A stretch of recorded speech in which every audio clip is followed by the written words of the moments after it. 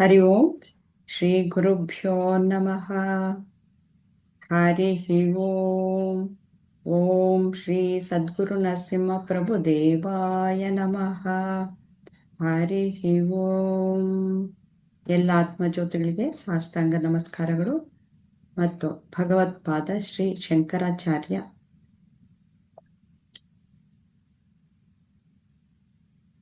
ತತ್ವಬೋಧ ಅದ್ವೈತ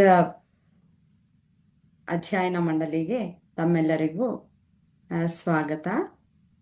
ಇಂದು ನಾವು ಮೂರನೇ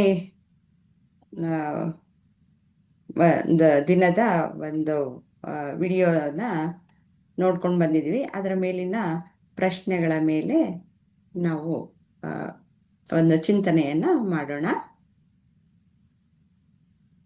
ಅಮ್ಮ, ಇಲ್ಲಿ ವಿಡಿಯೋ 8 ಅಂತ ಇದೆ. ಇದು 3ನೇ ವಿಡಿಯೋ ಅಲ್ವಾ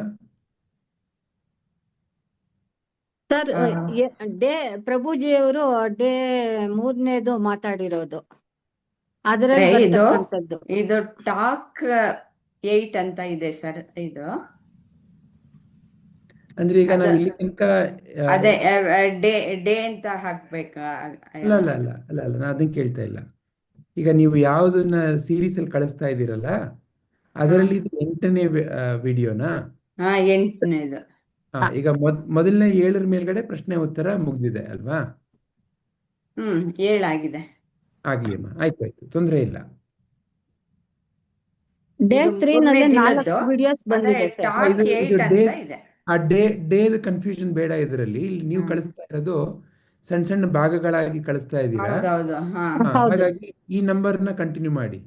ಕರೆಕ್ಟ್ ಮತ್ತೆ ಆಗಿದೆ. ಇದನ್ನ ಮಿಕ್ಸಪ್ ಮಾಡಿ ಕನ್ಫ್ಯೂಷನ್ ಬೇಡ. ಇದು 8ನೇ ವಿಡಿಯೋದು ಇವತ್ತು ನಾವು ಮನನ ಆಗ್ಲಿ.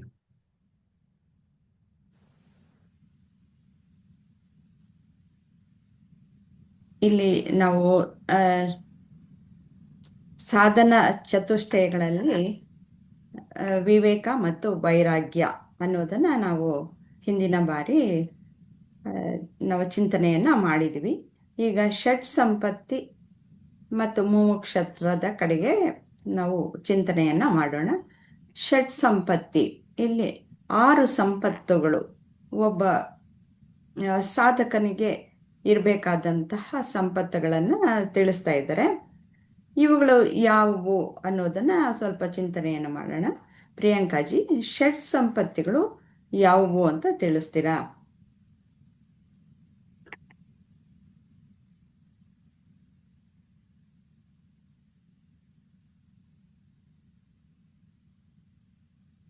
ಪ್ರಿಯಾಂಕಾಜಿ ಇದ್ದೀರಾ?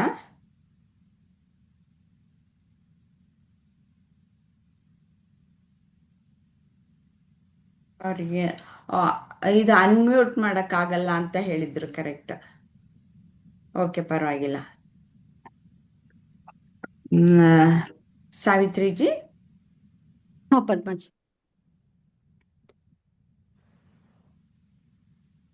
ಷಟ್ ಸಂಪತ್ತಿ ಅಂತಂದ್ರೆ 6 ಸಂಪತ್ತಿಗಳು. ಆ ಸಾಧಕನಿಗೆ ಅವನು ಸಾಧನೆ ಮಾಡ್ಬೇಕಾದ್ರೆ ಈ 6 ಸಂಪತ್ತಿಗಳು ಬಹಳ ಮುಖ್ಯ ಅಂತ. ಶಮ, ದಮ, ಉಪರತಿ, ಸಮಾಧಾನ, ತಿತಿಕ್ಷ, ಸಮಾಧಾನ ಅಂತ 6 ಸಂಪತ್ತಿಗಳು ಅಂತ. ಇವಿದ್ರೆ ಅವನಿಗೆ ಅವನು ಏನ್ ತಿಳ್ಕೋಬೇಕು ಅಂತಿರ್ತಾನೋ ಅದರಲ್ಲಿ ಮುಂದುವರಿಯಕ್ಕೆ ಅವನು ಸಿದ್ಧನಾಗಿರ್ತಾನೆ. ಈ 6 ಸಂಪತ್ತಿಗಳ ಬಗ್ಗೆ ಅವನು ತಿಳ್ಕೊಂಡಿದ್ರೆ, ಅವನಲ್ಲಿ ಬಂದಿದ್ರೆ ಈ 6 ಸಂಪತ್ತಿಗಳು ಅಂತ ಇದನ್ನ ಇಲ್ಲಿ ಹೇಳ್ತಾ ಇದ್ದಾರೆ. ಧನ್ಯವಾದಗಳು ಸಾವಿತ್ರಿ. ಷಟ್ ಸಂಪತ್ತಿಗಳು 6 ಅಂತ ತಿಳ್ಕೊಂಡ್ವಿ. ಅದರಲ್ಲಿ ಒಂದೊಂದನ್ನು ನಾವು 6ರಲ್ಲಿನೂ ಶಮಾಧಮ, ತಿತಿಕ್ಷ, ಉಪರತಿ ಮತ್ತು ಶ್ರದ್ಧಾ, ಸಮಾಧಾನ, ಈ 6ಅನ್ನು ಒಂದೊಂದಾಗಿ ಸ್ವಲ್ಪ ವಿವರವಾಗಿ ತಿಳ್ಕೊಳ್ಳೋಣ. ಇವಾಗ ಶಮ ಅಂತಂದ್ರೆ ಏನು ಅನ್ನೋದನ್ನ ತಿಳ್ಕೊಳ್ಳೋಣ. ಈಗ ಶಮ ಅನ್ನೋದು ಹೇಗೆ? ಮನಸ್ಸಿನ ಒಂದು ನಿಯಂತ್ರಣ. ಮನಸ್ಸನ್ನ ಹೇಗೆ ನಿಯಂತ್ರಣ ಮಾಡೋದು? ಮನಸ್ಸು ಈಗ ಇಂದ್ರಿಯಗಳು ಏನು ಹೊರಗಡೆಯಿಂದ ವಿಷಯಗಳ ಒಂದು ಸಂಪರ್ಕದಿಂದ ಯಾವ ಒಂದು ಆಲೋಚನೆಗಳು ನಮ್ಮಲ್ಲಿ ಮೂಡಿ ಬರುತ್ತವೋ ಆ ರೀತಿಯ ವ್ಯಕ್ತಿತ್ವ ನಮ್ಮಲ್ಲಿ ಮೂಡಿ ಬಂದ್ಬಿಟ್ಟಿರುತ್ತೆ. ಅದು ಒಳಗಡೆ ಕೂತಿರುತ್ತೆ. ಕೆಲವೊಂದು ಬಾರಿ ಹೊರಗಡೆಯಿಂದ ಕಾಣಿಸ್ಬಹುದು, ಇಲ್ಲ ಅಂತಂದ್ರೆ ಅದು ಒಳಗಡೆನೆ ಕೂತಿರಬಹುದು, ಅದು ಕಾಣಿಸ್ದೇ ಇರಬಹುದು, ಬೇರೆ ಒಂದು ಆಕಾರವನ್ನ ತಳೆದಿರಬಹುದು. ಅಂದ್ರೆ ಈಗ ಅರಿಷಡ್ ವರ್ಗಗಳು ಎಲ್ಲವೂ ಸಹ ನಮ್ಮಲ್ಲಿ ಇರುತ್ತವೆ. ಅದು ಪ್ರಕಟಗೊಳ್ಳದೇ ಇರಬಹುದು, ಪ್ರಕಟವಾಗಬಹುದು. ಅದು ಸಂದರ್ಭಕ್ಕೆ ಅನುಗುಣವಾಗಿ ಅದು ಪ್ರಕಟವಾಗುತ್ತೆ. ಈ ಶಮ ಅನ್ನೋದು ಯಾವಾಗ ಇಲ್ಲ ಅಂತ ಅಂದಾಗ ಅವು ಕೆಲವರಿಗೆ ಮೇಲೆ ಮೇಲೆ ತುಂಬಾ ಬೇಗ ಅದು ಗೊತ್ತಾಗುತ್ತೆ, ಕೆಲವರಿಗೆ ಒಳಗಡೆನೆ ಇರುತ್ತೆ. ಅದು ಸಂದರ್ಭಕ್ಕೆ ಅನುಸಾರವಾಗಿ ಅದು ಹೊರಗಡೆಗೆ ಬರುತ್ತೆ. ಇವಾಗ ಹೇಗೆ ನಾವು ಉದಾಹರಣೆಯನ್ನ ಮೂಲಕ ತಿಳ್ಕೊಳ್ಳೋಣ. ಮನೆಯಲ್ಲೇ ಇವಾಗ ಯಾರೋ ಯಜಮಾನರು ಕಾಫಿ ಕೇಳ್ತಾರೆ. ದಿನ ಅವರು ಬರೋದಕ್ಕೆ ಮೊದಲೇ ರೆಡಿ ಮಾಡಿಟ್ಟಿರ್ತೀವಿ ನಾವು. ರೆಡಿಯಾಗಿ ಅವ್ರು ಇನ್ನೇನು ಬಂದ್ರು, ಗೇಟ್ ತೆಗೆದ್ರು ಅನ್ನೋಷ್ಟೊತ್ತಿಗೆ ಇಲ್ಲಿ ಬೆರೆಸಿರ್ತೀವಿ, ಬಂದ ತಕ್ಷಣನೇ ಕೊಡ್ತೀವಿ. ಇದು ಮಾಮೂಲಿಯಾಗೇ ಇರುತ್ತೆ. ಆದರೆ ಕೆಲವೊಂದು ಸಂದರ್ಭದಲ್ಲಿ ಆಗಲ್ಲ. ಅಥವಾ ಅವರು ಕೊಟ್ವಿ, ಇನ್ನೊಂದ್ಸತಿ ಕೇಳ್ತಾರೆ. ಅವಾಗಲೂ ಕೊಟ್ಟಿರ್ತೀವಿ, ಇನ್ನು ನಾನು ಕುಡಿಬೇಕು ಅನ್ಸುತ್ತೆ, ಸರಿ ನಾನು ಕುಡಿತೀನಿ ನೀವು ಕುಡೀರಿ ಅಂತ ಬಿಟ್ಟು ಕೊಡ್ತೀವಿ. ಅವಾಗ ಆರಾಮಾಗೇ ಇರ್ತೀವಿ. ಆದರೆ ಇನ್ನೂ ಕೆಲವೊಂದು ಸರ್ತಿ ಏನು ಆಗುತ್ತೆ, ಇನ್ನೊಂದ್ಸತಿ ಕೇಳಿದ ತಕ್ಷಣ ನಮಗೆ ಏನೋ ಒಂದು ಒಳಗಡೆ ಇರುತ್ತೆ, ಆ ಕೋಪ ಅನ್ನೋದು ಇರುತ್ತೆ, ಅದು ಎದ್ದು ಬಂದ್ಬಿಡುತ್ತೆ. ನೀವು ಅದೇ ಕೆಲ್ಸನ ಅಂತಂದ್ಬಿಟ್ಟು ಬೈತೀವಿ. ಅಂದ್ರೆ ಅವಾಗ ಆ ಕೋಪಿಷ್ಟ ಅನ್ನೋ ವ್ಯಕ್ತಿ ಒಳಗಡೆ ಇರ್ತಾನೆ. ಅವನಿಗೆ ನಾವು ಕಡಿವಾಣ ಹಾಕಬೇಕು. ಅದು ಹೊರಗಡೆ ಬಂದ್ಬಿಟ್ಟ ಮೇಲೆ, ಹೇಳ್ಬಿಟ್ಟ ಮೇಲೆ ಅದೇನು ಮಾಡೋಕ್ಕೆ ಸಾಧ್ಯ ಇಲ್ಲ. ಅದಕ್ಕೆ ಕಡಿವಾಣ ಹೇಗೆ ಹಾಕೋದು ಅನ್ನೋದನ್ನ ಶಮ ಅಂತ, ಅಂದ್ರೆ ಈ ಶಮಕ್ಕೆ ಉಪಶಮನವನ್ನ ಮಾಡಬೇಕು. ಅದು ಹೊರಗಡೆಗೆ ಬಂದ್ಮೇಲೆ ಆಗೋಯ್ತಲ್ಲ, ಅದಕ್ಕೇನು ನಾವು ಹೊರಗಡೆ ಬಂದ ಮೇಲೆ ಏನು ಪರಿಹಾರ ಮಾಡಕ್ಕೆ ಸಾಧ್ಯ ಇಲ್ಲ. ಆ ಬಾಯಿಂದ ಹೊರಗಡೆಗೆ ಬಂದ್ಮೇಲೆ ಅಷ್ಟೇ. ಅದು ಬಾಯಿಂದ ಹೊರಗಡೆಗೆ ಬರಕ್ ಮೊದಲು ಕಲ್ತ್ಕೊಂಡ್ರೆ ಆವಾಗ ಅದು ಶಮ. ಆ ಶಮ ಒಂದು ಏನು ಇರುತ್ತೆ, ಇಂಥದ್ದು ಎಲ್ಲ ಅರಿಷಡ್ ವರ್ಗಗಳು ನಮ್ಮಲ್ಲಿ. ಕೋಪಿಷ್ಟನೂ ಒಳಗಡೆ ಇರ್ತಾನೆ, ದುಃಖಿ ಇರ್ತಾನೆ, ಕ್ರೋಧ, ಆಸೆಗಳು ಎಲ್ಲವೂ ತುಂಬಿರುತ್ತವೆ. ಅವು ಎಲ್ಲವನ್ನೂ ನಾವು ಗಮನಿಸಿ ನಾವು ಅಲ್ಲಿಯೇ ಕಡಿವಾಣವನ್ನು ಹಾಕುವುದನ್ನ ಕಲ್ತ್ಕೊಳ್ಬೇಕು. ಅದು ಶಮ. ಹೇಗೆ ಕಡಿವಾಣವನ್ನ ಹಾಕ್ತೀಯಾ ಅನ್ನುವುದು ವಿಚಾರ ಮಾಡಬೇಕಾಗಿರುವಂತಹ ವಿಷಯ. ಅದಕ್ಕೆ ಉಪಶಮನವಾಗಿ ನಾವು ಧ್ಯಾನವನ್ನು ಮಾಡಬಹುದು, ಮತ್ತೆ ಈ ಬುದ್ಧಿಯ ಮೂಲಕ ನಾವು ಅದಕ್ಕೆ ಕಡಿವಾಣವನ್ನ ಹಾಕ್ಬೋದು. ಹೀಗಲ್ಲ, ಅದು ಹೊರಗಡೆ ಬಂದ್ಮೇಲೆ ಅದರ ಪರಿಣಾಮಗಳು ಬೇರೆ ಬೇರೆ ರೀತಿಯಲ್ಲಿ ಇರುತ್ತೆ. ಆದ್ರಿಂದ ಅದಕ್ಕೆ ನೀನು ಒಳಗಾಗ್ಬೇಡ. ಈ ಕಾಮಕ್ರೋಧ ಆದಿಗಳಿಗೆ ನೀನು ಒಳಗಾಗ್ಬೇಡ. ನೀನು ಶಾಂತ ರೀತಿಯಲ್ಲಿ ವರ್ತಿಸುವುದನ್ನ ಕಲ್ತ್ಕೋ ಅಂತ ಹೇಳ್ಬೇಕು. ಅದಕ್ಕೆ ಬುದ್ಧಿಗೆ ಆ ಶಕ್ತಿ ಇದೆ.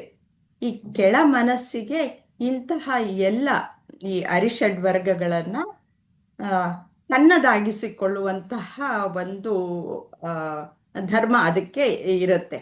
ಅದಕ್ಕೆ ಗೊತ್ತಾಗಲ್ಲ.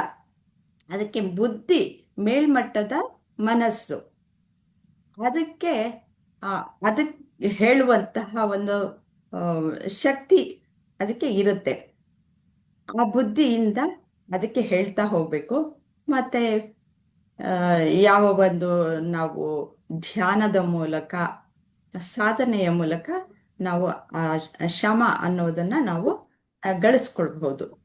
ನಾವು ಅಲ್ಲಿಯೇ ಅದನ್ನ ಕಡಿವಾಣ ಹಾಕಿ ನಾವು ಹದ್ದುಬಸ್ನಲ್ಲಿ ಇಡುವಂತಹ ಒಂದು ಕೆಲಸವನ್ನ ಖಂಡಿತವಾಗ್ಲೂ ಮಾಡಬಹುದು ಅಂತಂದ್ಬಿಟ್ಟು ಎಲ್ಲ ಶಾಸ್ತ್ರಗಳು ಹೇಳ್ತಾರೆ. ಗುರುಗಳು ಹೇಳ್ತಾರೆ, ಮತ್ತೆ ಅನುಭವ ಇರೋವರು ಸಹ ಎಲ್ಲ ಹೇಳ್ತಾರೆ. ನಮ್ಮ ಅನುಭವಕ್ಕೂ ಸಹ ಬಂದಿರುತ್ತೆ. ನಾವು ಮಕ್ಕಳಿಗೆ ಎಲ್ಲರಿಗೂ ಹೇಳ್ತೀವಿ, ಅದು ಕೈ ಮೀರಿ ಹೋಗಬಾರ್ದು ನಮಗೆ ಅಂತಂದ್ಬಿಟ್ಟು. ಈಗ ಮನಸ್ಸು ಅಂದರೆ ಏನು, ಅದು ಯಾವುದರಿಂದ ಆಗಿದೆ ಅನ್ನೋದನ್ನ ಸಾವಿತ್ರಿಜಿಯವರು ಹೇಳ್ತಾರೆ. ಸಾವಿತ್ರಿಯವರು ಹೇಳ್ತಾರೆ. ಹಾ ಪದ್ಮಾಜಿ, ಮನಸ್ಸು ಅಂತಂದ್ರೆ ಯೋಚನೆಗಳ ಸಂತೆ. ಅದು ಒಂದು ಕ್ಷಣ ಸುಮ್ನಿರಲ್ಲ, ಅದು ಇದು ಅಂತ ಯೋಚನೆ ಮಾಡ್ತಾನೇ ಇರತ್ತೆ. ಈಗ ಒಬ್ರೇ ಇದ್ರು ಅಷ್ಟೇ, ಎಲ್ಲಾ ಟೈಮಲ್ಲೂ ಅಷ್ಟೇ. ಇಲ್ಲ ಅಂತಂದ್ರೆ ಹಿಂದ್ಗಡೆ ನಡೆದಿರ್ತಕ್ಕಂಥ ಘಟನೆಗಳನ್ನ ಯೋಚನೆ ಮಾಡತ್ತೆ. ಇಲ್ಲ ಅಂದ್ರೆ ಮುಂದೆ ಆಗೋದು, ಮುಂದೆ ಇನ್ನೇನಪ್ಪಾ ನಮ್ ಗತಿ, ಹಾಗೆ ಹೀಗೆ ಅಂತ ಸತತವಾಗಿ ಯೋಚನೆ ಮಾಡ್ತಾ ಇರುತ್ತೆ. ಇಲ್ಲ ಹಿಂದಿಂದಾಗ್ಲಿ, ಇಲ್ಲ ಭೂತಕಾಲದ್ದಾಗ್ಲಿ, ಇಲ್ಲ ಭವಿಷ್ಯತ್ ಕಾಲದ್ದಾಗ್ಲಿ ಯೋಚನೆ ಮಾಡ್ತಾನೆ ಇರತ್ತೆ. ಈಗ ಏನ್ ಮಾಡ್ತಾ ಇದೀವಿ ಅದನ್ನು ಕೂಡ ಅದಕ್ಕೆ ಗೊತ್ತಾಗ್ತಾ ಇರತ್ತೆ. ಇದನ್ನ ಮನಸ್ಸಿನ ಒಂದು ಇದು ಎಲ್ಲ ಅನುಭವಗಳು ಅಂತ ಹೇಳ್ತಾರೆ. ಇಲ್ಲ ವರ್ತಮಾನ ಕಾಲದಲ್ಲಿರೋದು, ಇಲ್ಲ ಭೂತಕಾಲದಲ್ಲಿ, ಇಲ್ಲ ಭವಿಷ್ಯತ್ ಕಾಲದಲ್ಲಿ ಅಂತ ಆ ಕಡೆಗೆ ಓಡ್ತಾ ಇರ್ತಕ್ಕಂತ ಈ ಒಂದು ಮನಸ್ಸನ್ನ ನಾವು ಒಳಮುಖವಾಗಿ ಭಗವಂತನ ಕಡೆಗೆ ತಿರುಗಿಸೋದೇ ಇದು ಎಲ್ಲಾ ಪ್ರಯತ್ನನೂ ಅಂತ. ಆದ್ರೆ ಮನಸ್ಸು ಅಂದ್ರೆ ಶಮ ಒಂದು ದಮ ಉಪರತಿ ಕಾಲ ತಿತಿಕ್ಷ. ಕಾಲ ಬರುತ್ತೆ ಅಲ್ಲಿ. ಒಂದು ಘಟನೆ ಆಗತ್ತೆ, ಆ ಒಂದು ಅಲ್ಲಿ ಶುರು ಆಯ್ತು ಅಂತಂದ್ರೆ ಆ ಇನ್ನೊಂದು ಘಟನೆಯನ್ನ ನಾವು ಚಿಂತನೆ ಮಾಡಿದಾಗ ಅದಕ್ಕೂ ಇದಕ್ಕೂ ಇರುವಂತಹ ಮಧ್ಯಂತರ ಕಾಲವನ್ನು ನಾವು ಇದು ಆಯ್ತು ಇದು ಹೋಯ್ತು ಅಂತ ಹೇಳ್ತೀವಿ. ಇವಾಗ ಸೂರ್ಯೋದಯ ಆಯ್ತು ಅಂತ ಒಂದು ಯೋಚನೆ, ಮತ್ತೆ ಸೂರ್ಯಾಸ್ತ ಆಯ್ತು ಅಂತಂದ್ಬಿಟ್ಟು ಒಂದು ಯೋಚನೆ, ಆ ನಡುವಿನ ಅಂತರ ಕಾಲ. ಹೀಗೆ ಮನಸ್ಸು ಅನ್ನೋದು ಕಾಲ ಅನ್ನೋದು ಎರಡು ಒಂದೇ ಆಗಿರುತ್ತೆ. ಹಾಗೆ ಭೂತಕಾಲ, ಭವಿಷ್ಯಕಾಲ ಮತ್ತು ವರ್ತಮಾನ ಕಾಲದಲ್ಲಿ ನಮ್ಮ ಅನುಭವಗಳು ಹಾಗೆ. ಆದರೆ ಕಾಲ ನಿಜವಾಗ್ಲೂ ಇದೆಯಾ ಅನ್ನೋದನ್ನ ಮುಂದೆ ಎಲ್ಲ ನಾವು ಮುಂದಿನ ಕ್ಲಾಸ್ಗಳಲ್ಲೆಲ್ಲ ನಾವು ವಿಶದವಾಗಿ ತಿಳ್ಕೊಳ್ಳೋಣ. ನಿಜವಾಗ್ಲೂ ಕಾಲ ಇದೆಯಾ ಇಲ್ವಾ ಅಂತಂದ್ಬಿಟ್ಟು ಹೇಗೆ ಅನ್ನೋದನ್ನ ಮುಂದೆ ತಿಳ್ಕೊಳ್ತಾ ಹೋಗೋಣ. ಈಗ ಮನಸ್ಸನ್ನು ಹಿಡಿಯೋದು ಯಾವುದರಿಂದ? ಈಗಾಗಲೇ ಹೇಳಿದ ಹಾಗೆ ಮನಸ್ಸನ್ನ ಹಿಡಿಯೋದು ನಮ್ಮ ಬುದ್ಧಿಯಿಂದಲೇ ಮನಸ್ಸನ್ನ ಹಿಡಿಬೇಕಾಗತ್ತೆ. ಮತ್ತೆ ನಮಗೆ ಈ ಒಂದು ಶಾಸ್ತ್ರಗಳನ್ನ ಓದೋದ್ರಿಂದ ಮತ್ತೆ ಸತ್ಸಂಗಗಳನ್ನ ಅಲ್ಲಿ ಭಾಗವಹಿಸೋದ್ರಿಂದ ಮತ್ತೆ ಯಾರು ಸಮಾಧಾನವಾಗಿರ್ತಾರೆ ಅಂತಹವರ ನಡೆ ನುಡಿಯನ್ನ ನಾವು ಅಬ್ಸರ್ವ್ ಮಾಡಿಬಿಟ್ಟು ಅದು ಫಾಲೋ ಮಾಡೋದ್ರಿಂದ ಇವೆಲ್ಲವೂ ನಮಗೆ ಮನಸ್ಸನ್ನ ಹಿಡಿತದಲ್ಲಿ ಇಟ್ಕೊಳ್ಳೋದಕ್ಕೆ ಬಹಳ ಸುಲಭವಾದಂತಹ ಮಾರ್ಗಗಳು. ನಾವು ಯಾರ ಜೊತೆಲಿ ಇರ್ತೀವಿ ಅನ್ನೋದು ಬಹಳ ಮುಖ್ಯವಾದಂತಹದ್ದು ಆಗಿರುತ್ತೆ. ಆ ಮನಸ್ಸಿಗೆ ನಾವು ಬುದ್ಧಿಯಿಂದ ತಿಳುವಳಿಕೆ ಹೇಳ್ತಾ ಹೋಗ್ಬೇಕು. ಅದಷ್ಟಕ್ಕದೇ ತಿಳ್ಕೊಳ್ಳೋಕೆ ಅದಕ್ಕೆ ಆಗಲ್ಲ. ಬುದ್ಧಿಯಿಂದ ತಿಳುವಳಿಕೆ ಹೇಳ್ತಾ ಹೋದ್ರೆ ಅದು ತಿಳ್ಕೊಳುತ್ತೆ. ಯಾಕಂದ್ರೆ ಅಭ್ಯಾಸ ಬಲದಿಂದ ಅದು ಎಲ್ಲೆಲ್ಲೋ ಓಡ್ತಾ ಇರುತ್ತೆ. ಅದಕ್ಕೆ ತನ್ನದೇ ಆದಂತಹದ್ದು ಏನು ಇರಲ್ಲ. ಹೊರಗಡೆಯಿಂದ ಯಾವ ಇಂದ್ರಿಯಗಳು ಏನು ವಿಷಯಗಳನ್ನ ತಗೊಂಬರುತ್ತೋ ಆ ರೀತಿಯಲ್ಲಿ ಅದು ಹೇಳ್ತಾ ಹೋಗುತ್ತೆ. ಇದು ಒಳ್ಳೆದ ಕೆಟ್ಟದ ಅಂತಂದ್ಬಿಟ್ಟು ನಿರ್ಧಾರ ಮಾಡುವಂತಹ ಶಕ್ತಿ ಆ ಕೆಳಮಟ್ಟದ ಮನಸ್ಸಿಗೆ ಇರಲ್ಲ. ಅದು ನಿರ್ಧಾರ ಮಾಡುವಂತಹ ಶಕ್ತಿ ಏನಿದ್ರು ಬುದ್ಧಿಗೆ ಇರುವಂತಹದ್ದು. ಇಲ್ಲಿಗೆ ಬುದ್ಧಿ ಹೇಗೆ ಮನಸ್ಸನ್ನು ಹಿಡಿಯಬಲ್ಲದು ಅನ್ನೋದು ಸಹ ಕವರ್ ಆಯ್ತು ಅಂತ ಅನ್ಕೊಳ್ತೀನಿ. ಇದರ ನೀವು ಆವಾಗ್ಲೇ ಅದನ್ನ ವಿವರಿಸಿದ್ದೀರಾ, ಬುದ್ಧಿ ಹೇಗ್ ತೀರ್ಮಾನ ಮಾಡತ್ತೆ ಅಂತ. ಯಾಕೆಂತಂದ್ರೆ ಈ ಮನಸ್ಸಲ್ಲಿ ಹಲವಾರು ವಿಧವಾದಂತ ಒಂದು ಯೋಚನೆಗಳೆಲ್ಲ ತುಂಬ್ಕೊಂಡ್ಬಿಟ್ಟಿರತ್ತೆ. ಅದು ನಮಗ್ ಗೊತ್ತಿರಲ್ಲ ಅದು ಯಾವ್ದು ಕೆಟ್ಟದ್ದು ಯಾವುದು ಒಳ್ಳೇದು ಅಂತ. ಈ ನೀವು ಇವಾಗ ಹೇಳಿರೋ ಹಾಗೆ ಸತ್ಸಂಗ ಒಳ್ಳೆ ಗುರುಗಳು ಉಪದೇಶದಿಂದ, ಈ ವೇದಾಂತ ವಾಕ್ಯಗಳಿಂದ, ಇಂತಹ ಈ ತತ್ವಬೋಧ ಏನ್ ನಡೆಸ್ತಾ ಇದೀವಿ, ಇಂತಹ ಒಂದು ವಿಷಯಗಳಿಂದ ನಾವು ಆ ಮನಸ್ಸಿಗೆ ತುಂಬುತ್ತಾ ಬಂದಾಗ ಆ ಬುದ್ಧಿ ಹೇಳತ್ತೆ. ಮನಸ್ಸಿಗೆ ಹೇಳಿದಾಗ ಅದು ಸರಿಯಾಗಿದೆ ಅಂತಂದ್ರೆ ಅವಾಗ ಬುದ್ಧಿ ತೀರ್ಮಾನ ತಗೊಳತ್ತೆ. ಇದೇ ಕರೆಕ್ಟ್ ಆಗಿದೆ ಅಂತ ಒಂದು ಆ ಬುದ್ಧಿ ಡಿಸೈಡ್ ಮಾಡಕ್ಕೆ ತೀರ್ಮಾನ ತಗೊಂಡು ಡಿಸೈಡ್ ಮಾಡತ್ತೆ. ಆವಾಗ ಅದು ಆ ಮನಸ್ಸು ಇದಾಗತ್ತೆ ಬುದ್ಧಿಯಿಂದ. ಆ ರೀತಿಯಲ್ಲಿ ಒಳ್ಳೆ ಕಾರ್ಯಾಚರಣೆ ಮಾಡೋದಕ್ಕೆ ಒಳ್ಳೆ ಒಂದು ತೀರ್ಮಾನ ತಗೊಳತ್ತೆ. ಯಾಕೆ ಅಂತಂದ್ರೆ ಅದು ಸತತವಾಗಿ ಒಳ್ಳೆ ವಿಷಯಗಳನ್ನ ತುಂಬುತ್ತಾ ಇರೋದ್ರಿಂದ ಅದು ಒಳ್ಳೇದೇ ಇರತ್ತೆ.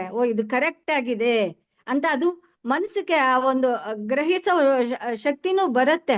ಯಾಕೆ ಅಂತಂದ್ರೆ ನಾವು ಹಿಂದೆ ಎಲ್ಲ ತಿಳ್ಕೊಂಡ್ ಬಂದ್ವಲ್ವಾ, ಆನಂದದ ಕಡೆಗೆ ಓಡ್ತಾ ಇರತ್ತೆ. ಇವಾಗ ಈ ಷಟ್ ಸಂಪತ್ತಿಗಳು ಅವನಲ್ಲಿ ಬಂದ ಮೇಲೆ ಆ ಒಂದು ಶಕ್ತಿನೂ ಅವನಿಗೆ ಬರ್ತಾ ಹೋಗತ್ತೆ ಅವನಿಗೆ. ಯಾಕೆ ಅಂದ್ರೆ ಒಂದೇ ಸಲ ಅದು ಮನಸ್ಸಿನ ಜೊತೆ ಇಂದ್ರಿಯಗಳನ್ನು ಒಂದೊಂದ್ಸಲ ಓಡ್ತಾ ಇರತ್ತೆ. ಅದು ಓಡ್ತಾ ಇರೋದ್ರಿಂದ ಒಳ್ಳೇದು ಯಾವಾಗ ತುಂಬುತ್ತಾ ಇರತ್ತೋ ಆ ಒಳ್ಳೆ ವಿಷಯಗಳು, ವೇದಾಂತದ ವಿಷಯಗಳು ಇದೇ ಸತ್ಯ ಅನ್ನೋದದು ಗ್ರಹಿಸತ್ತೆ, ತೀರ್ಮಾನ ತಗೊಳತ್ತೆ ಬುದ್ಧಿ ಅಂತ ಹೇಳ್ಬೋದು. ಧನ್ಯವಾದಗಳು ಸಾವಿತ್ರಿಜಿ. ಸರ್ ಅಮ್ಮ ವಿಜಯಲಕ್ಷ್ಮಿ ಅವರು ಮತ್ತೆ ವೀಣಾಜಿ, ಲಕ್ಷ್ಮೀಜಿ ಹೌದಾ? ಬಂದಿದ್ದಾರೆ.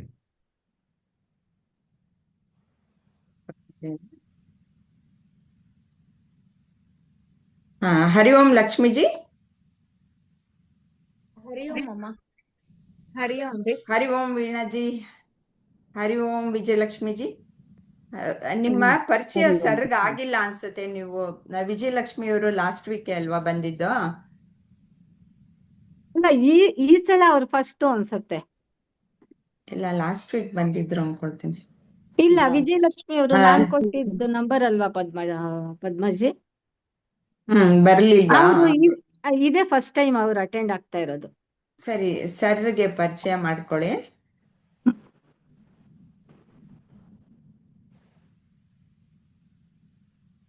ಅನ್ಮ್ಯೂಟ್ ಮಾಡ್ಕೊಳ್ಳಿ ಮತ್ತೆ ವಿಡಿಯೋ ಮಾಡ್ಕೊಳ್ಳಿ.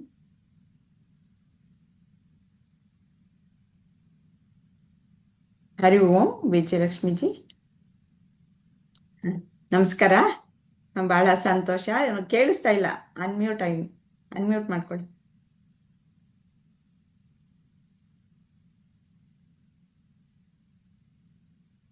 ವಾಯ್ಸ್ ಕೇಳಿಸ್ತಾ ಇಲ್ಲ.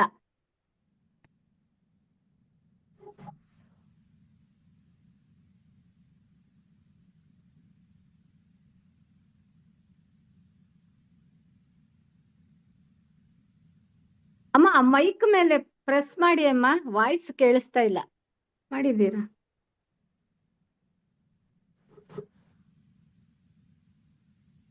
ಆಗ್ತಾ ಇಲ್ಲ ಯಾಕಪ್ಪ.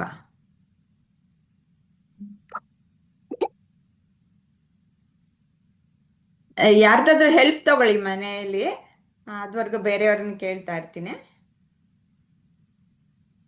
ಯಾರ್ದಾದ್ರೂ ಹೆಲ್ಪ್ ತಗೊಳ್ಳಿ ಮನೆಯಲ್ಲಿ. ಹರಿ ಓಂ ವೀಣಾಜಿ, ನೀವು ಇದ್ರ ಬಗ್ಗೆ, ನಾವು ಶಮದ ಬಗ್ಗೆ ಮಾತಾಡ್ತಾ ಇದ್ವಿ. ಶಮ ಅಂತಂದ್ರೆ ಏನು ಅನ್ನೋದನ್ನ ಸ್ವಲ್ಪ ವಿವರವಾಗಿ ತಿಳಿಸ್ತೀರಾ? ಮೇಡಮ್ ನೆಕ್ಸ್ಟ್ ಕ್ಲಾಸ್ ಅಲ್ಲಿ ತಿಳಿಸ್ತೀನಿ. ನಾನು ಹೊರಗಡೆ ಇದ್ದೀನಿ, ಆಮೇಲೆ ಹೇಳ್ತೀನಿ. ಹೌದಾ? ಹ್ಮ್ ಸರಿ. ಲಕ್ಷ್ಮೀಜಿ, ಇನ್ನು 10 ನಿಮಿಷದಲ್ಲಿ ಬರ್ತೀನಿ. ಆಯ್ತು. ಲಕ್ಷ್ಮೀಜಿ, ನೀವು ಹೇಳಿ, ಶಮದ ಬಗ್ಗೆ ಹೇಳಿ. ಇಲ್ಲೇ ಕ್ಷಮ ಅಂತ ಹೇಳಿದ್ರ ಮನಸ್ಸು ಅಂತಂದ ತಿಳ್ಸಾರ್ರಿ. ಈ ಮನಸ್ಸು ಅಂತ ಹೇಳಿದ್ರ ಒಂದ್ ಮಂಗ ಇದ್ದಂಗಮ್ಮ. ಎಲ್ಲಾರು ಓಡ್ತಾನೆ ಇರ್ತೈತ್ರಿ ಯಾವಾಗ್ ನೋಡಿದ್ರುನು. ಈ ಕ್ಲಾಸ್ ಅಲ್ಲಿ ಕುತ್ತಾಗ ಅಷ್ಟರಿ ಹಿಂದ್ಗಡೆ ನಾವ್ ಬಾಳ ಸತಿ ನಮ್ಮ ಹೆಣ್ಮಕ್ಳಿಗಂತೂ ಬಾಳ ಚೆನ್ನಾಗ್ ಗೊತ್ತ ಅಡ್ಗೆ ಬಗ್ಗೆ. ಅಯ್ಯೋ ಈ ತರ ಮಾಡಿಟ್ಟಿದ್ರೆ ಮುಂದೆ ಅವ್ರು ಬಂದಾಗ ಚಪಾತಿನ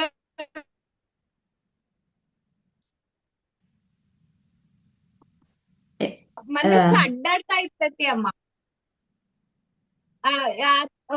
ಪಾಸ್ಟಿಗರ ಆಗ್ಲಿ ಅಥವಾ ಫ್ಯೂಚರ್ಗರ ಆಗ್ಲಿ ಅಡ್ಡಾಡ್ತಾ ಇರ್ತೈತಿ. ಅದಕ್ಕ ಇದನ್ನ ನಾವು ಹೆಂಗ ನಿಯಂತ್ರಣದೊಳಗ ಇಟ್ಕೋಬೇಕು ಅಂತಂದ್ ಹೇಳಿ ಹೇಳ್ಯಾರ್ರಿ. ಒಂದ್ ಸಣ್ಣ ಮಗು ಇದ್ದಂಗ ಮನಸ್ಸು ಅಂತಂದ್ ಹೇಳಿ ನಮಗ್ ತೋರ್ಸ್ಕೊಟ್ಟಾರ್ರಿ ಗುರೂಜಿ ಇದ್ರೊಳಗ. ನಾವು ನಮ್ಗ ಯಾವ್ದು ಖರೆ ಅದು ಎಲ್ಲಿ ಸಂತೋಷ ಇರ್ತೈತಲ್ಲ ಅಲ್ಲಿ ಬಹಳ ಲಘು ಓಡ್ತೈತ್ರಿ ಮನಸ್ಸು. ಈಗ ನೋಡ್ರಿ ನಮ್ ಹಿಂದ ನಡ್ದಿರೋದ್ ಘಟನೆ ಒಳಗ ಮನಸ್ಸು ಇಂದ್ರಿಯ ಎಲ್ಲೇ ಲಕ್ಷ್ಯ ಕೊಟ್ಟು ಕೆಲಸ ಮಾಡೈತಲ್ಲ, ನಾವ್ ಎಂದೂ ಆ ಘಟನೆನ ನೆನ್ಪ ಹಾರಿಲ್ಲ ಅಮ್ಮ.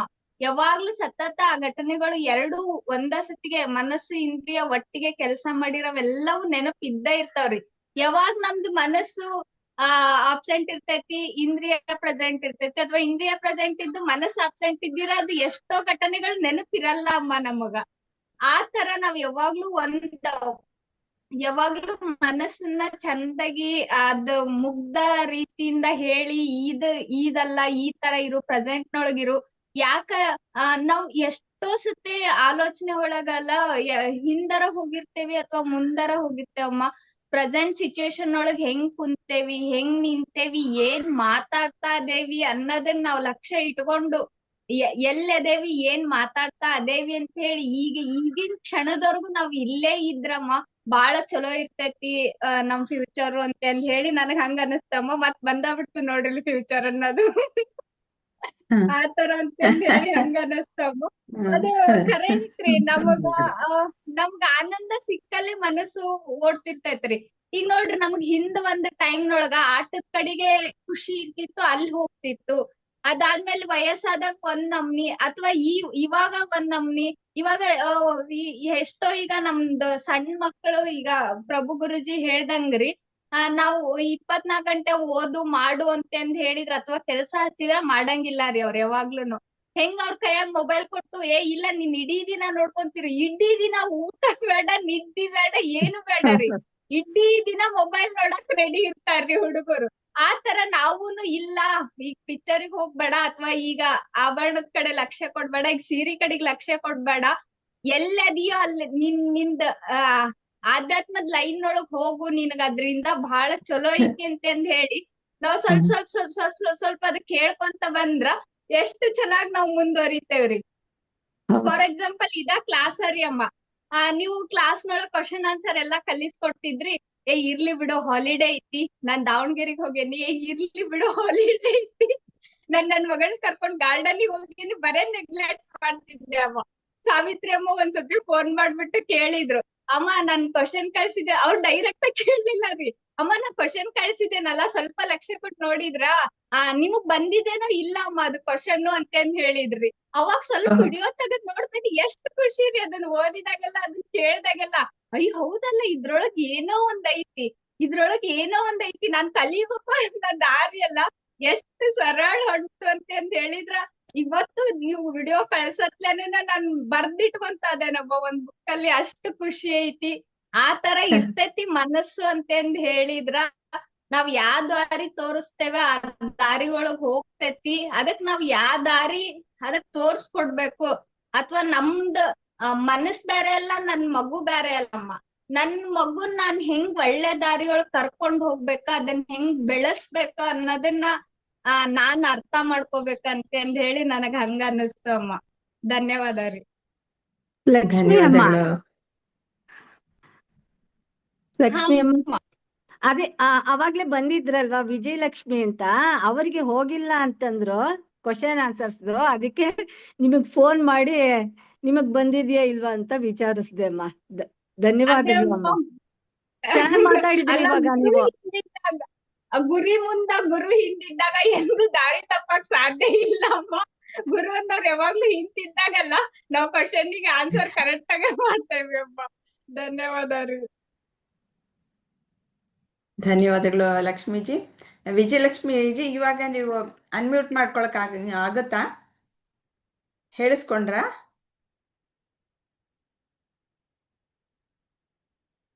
ಹಾ, ಅನ್ಮ್ಯೂಟ್ ಮಾಡ್ಕೊಳ್ಳಿ. ಆಗ್ಲಿಲ್ವಾ?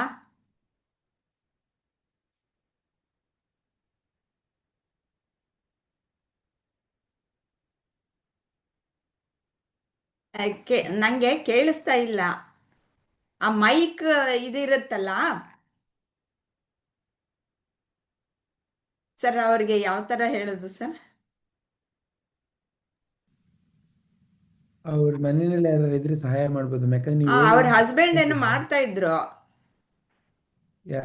ನಮ್ಮ ಬೇರೆ ಮೊಬೈಲ್ ನ ತೋರ್ಸ್ಬಿಟ್ಟು ಮಾಡಕ್ಕಾಗತ್ತೇನೋ ನೋಡ್ಬೇಕಮ್ಮ.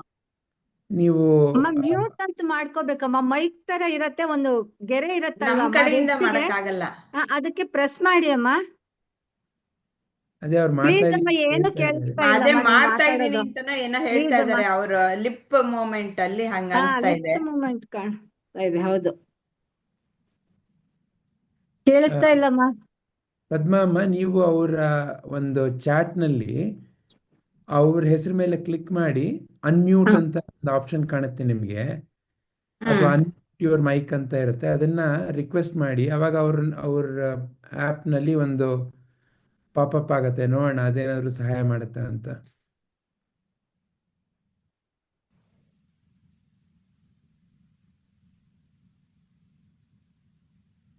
ಎಲ್ ಮಾಡ್ಬೇಕು ಸರ್? ನೀವು ನನಗೆ ಹೋಗ್ತೀನಿ.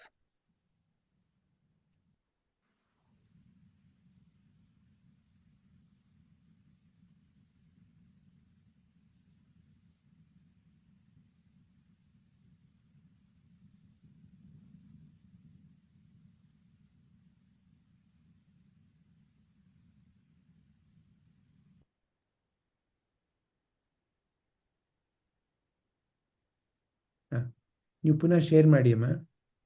ಅವ್ರು ಲಾಗೌಟ್ ಆಗಿದ್ದಾರೆ, ಅವ್ರು ಲಾಗ್ ಬ್ಯಾಕ್ ಆಗಲಿ.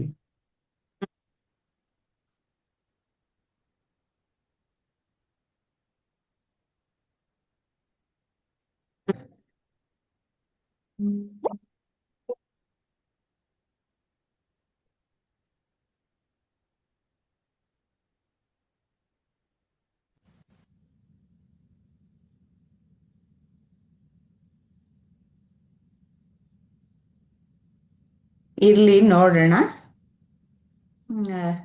ಸರ್, ಇವಾಗ ಇದರ ಸಮಗ್ರ ಒಂದು ಆ, ವಿಚಾರವನ್ನ ನೀವು ತಿಳಿಸ್ಕೊಡ್ತೀರಾ?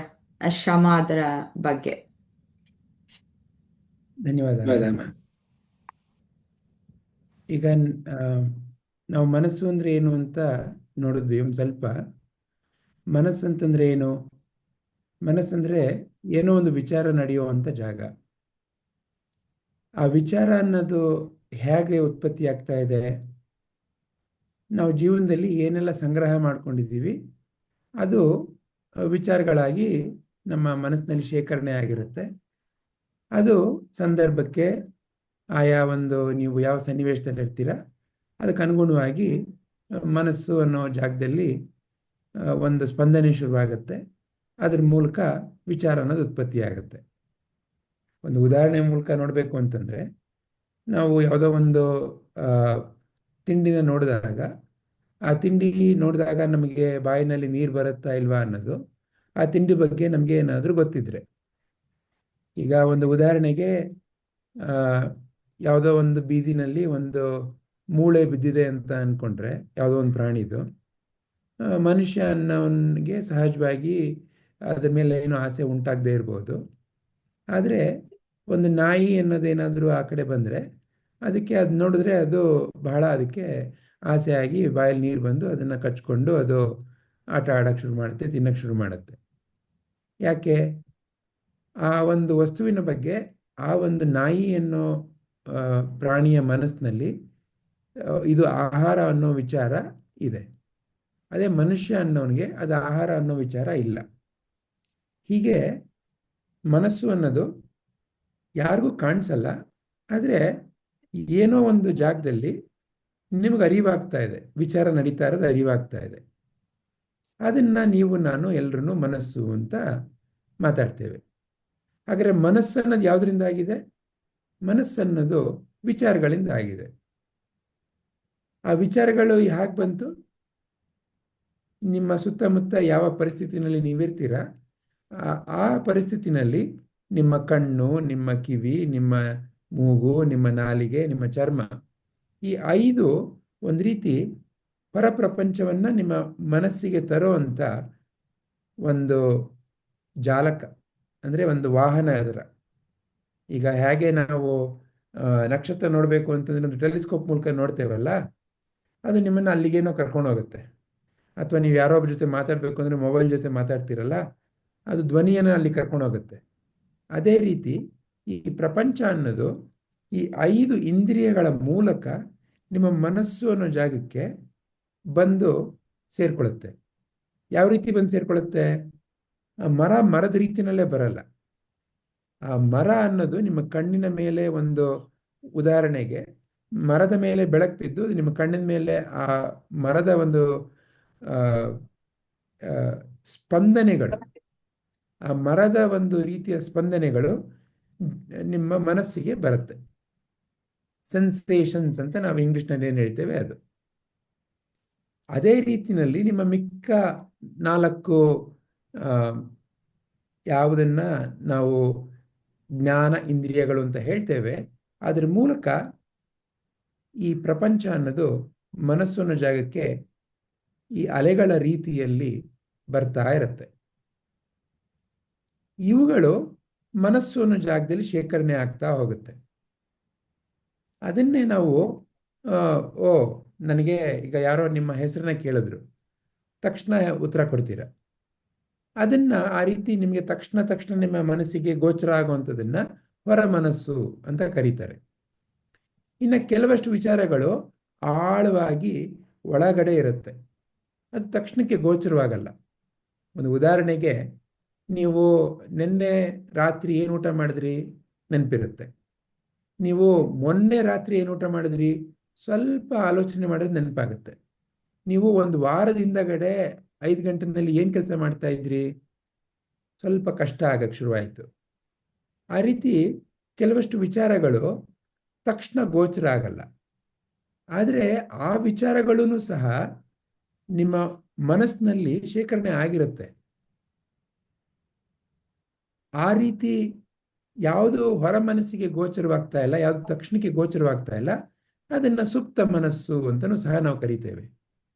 ಹೀಗೆ ಮನಸ್ಸು ಅಂತಂದರೆ ವಿಚಾರಗಳ ಸಂತೆ. ಅದು 2 ಭಾಗವಾಗಿ ನಾವು ನೋಡ್ಬೋದು. ಅದೇನೋ 2 ಭಾಗ ಇದೆ ಆ ರೀತಿ ಅಲ್ಲ. ಆದರೆ ನಾವು ಅರ್ಥಕೊಳ್ಳಿಕ್ಕೆ ಸ್ವಲ್ಪ ಗಮನ ಕೊಟ್ಟು ನೋಡಿದಾಗ ಮನಸ್ಸು ಅನ್ನೋದು ಈ ರೀತಿ 2 ಇದೆ ಅಂತ ಗೊತ್ತಾಗಕ್ಕೆ ಶುರುವಾಗುತ್ತೆ. ಅದರ ಕಾರ್ಯ ವಿಭಾಗದಿಂದ, ಅದು ತೋರಿಸೋ ಒಂದು ಗುಣದಿಂದ ತಕ್ಷಣಕ್ಕೆ ಗೋಚರವಾಗೋದು ಹೊರ ಮನಸ್ಸು ಅಂತ ಕರಿಬೋದು. ಸ್ವಲ್ಪ ಒಳಗಡೆ ಇರುವಂಥದ್ದು ಸುಪ್ತ ಮನಸ್ಸು ಅಂತ ಕರಿಬೋದು. ನಿಮ್ಮ ಜೀವನದಲ್ಲಿ ಯಾವುದೆಲ್ಲ ಘಟನೆಗಳು ನಡೆದಿದೆ, ಪ್ರತಿಯೊಂದರ ಒಂದು ಅಚ್ಚು ನಿಮ್ಮ ಮನಸ್ಸಿನಲ್ಲಿರುತ್ತೆ. ನೀವು 5ನೇ ವಯಸ್ಸಿನಲ್ಲಿ ನಿಮ್ಗೆ ಯಾರಾದರೂ ಏಟ್ ಕೊಟ್ಟಿದ್ರೆ ಅದು ಉಳ್ಕೊಂಡಿರುತ್ತೆ. ಅಥವಾ 10ನೇ ವಯಸ್ಸಿನಲ್ಲಿ ಯಾರಾದ್ರು ನಿಮಗೆ ಮನಸ್ಸಿಗೆ ಹಿಡಿಸ್ತಾ ಇರೋ ರೀತಿಯಲ್ಲಿ ಆಳವಾಗಿ ನಿಮಗೆ ಬೈದಿದ್ರೆ, ಕೋಪದಿಂದ ಕೂಗಾಡಿದ್ರೆ ಅದು ಮನಸ್ಸಿನಲ್ಲಿರುತ್ತೆ.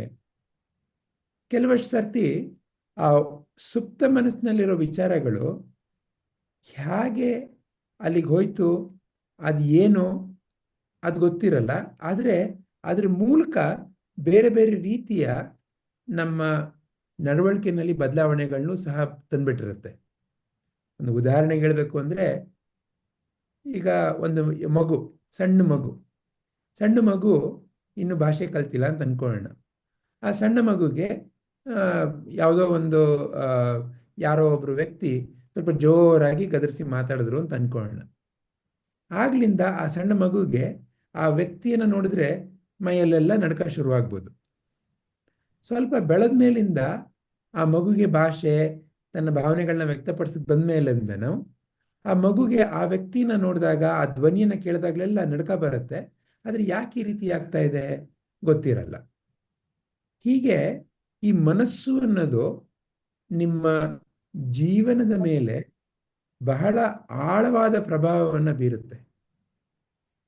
ಯಾವ ವಿಚಾರಗಳಿದೆ, ಅದರ ಜೊತೆಗೆ ನಿಮ್ಮ ಸಂಬಂಧ ಏನು, ಇದರೆಲ್ಲದರ ಮೂಲಕ ಅದು ನಿಮ್ಮ ವ್ಯಕ್ತಿತ್ವವನ್ನು ರೂಪ ಮಾಡುತ್ತೆ. ಈ ರೀತಿ ವಿಚಾರಗಳು ಆ ವಿಚಾರಗಳನ್ನ ನೀವು ಯಾವ ರೀತಿಯಲ್ಲಿ ನಡವಳಿಕೆ ಮೂಲಕ ತಗೊಂಬರ್ತೀರಾ, ಅದೇನೇ ತಾನೇ ನಾವು ವ್ಯಕ್ತಿತ್ವ ಅಂತ ಹೇಳೋದು.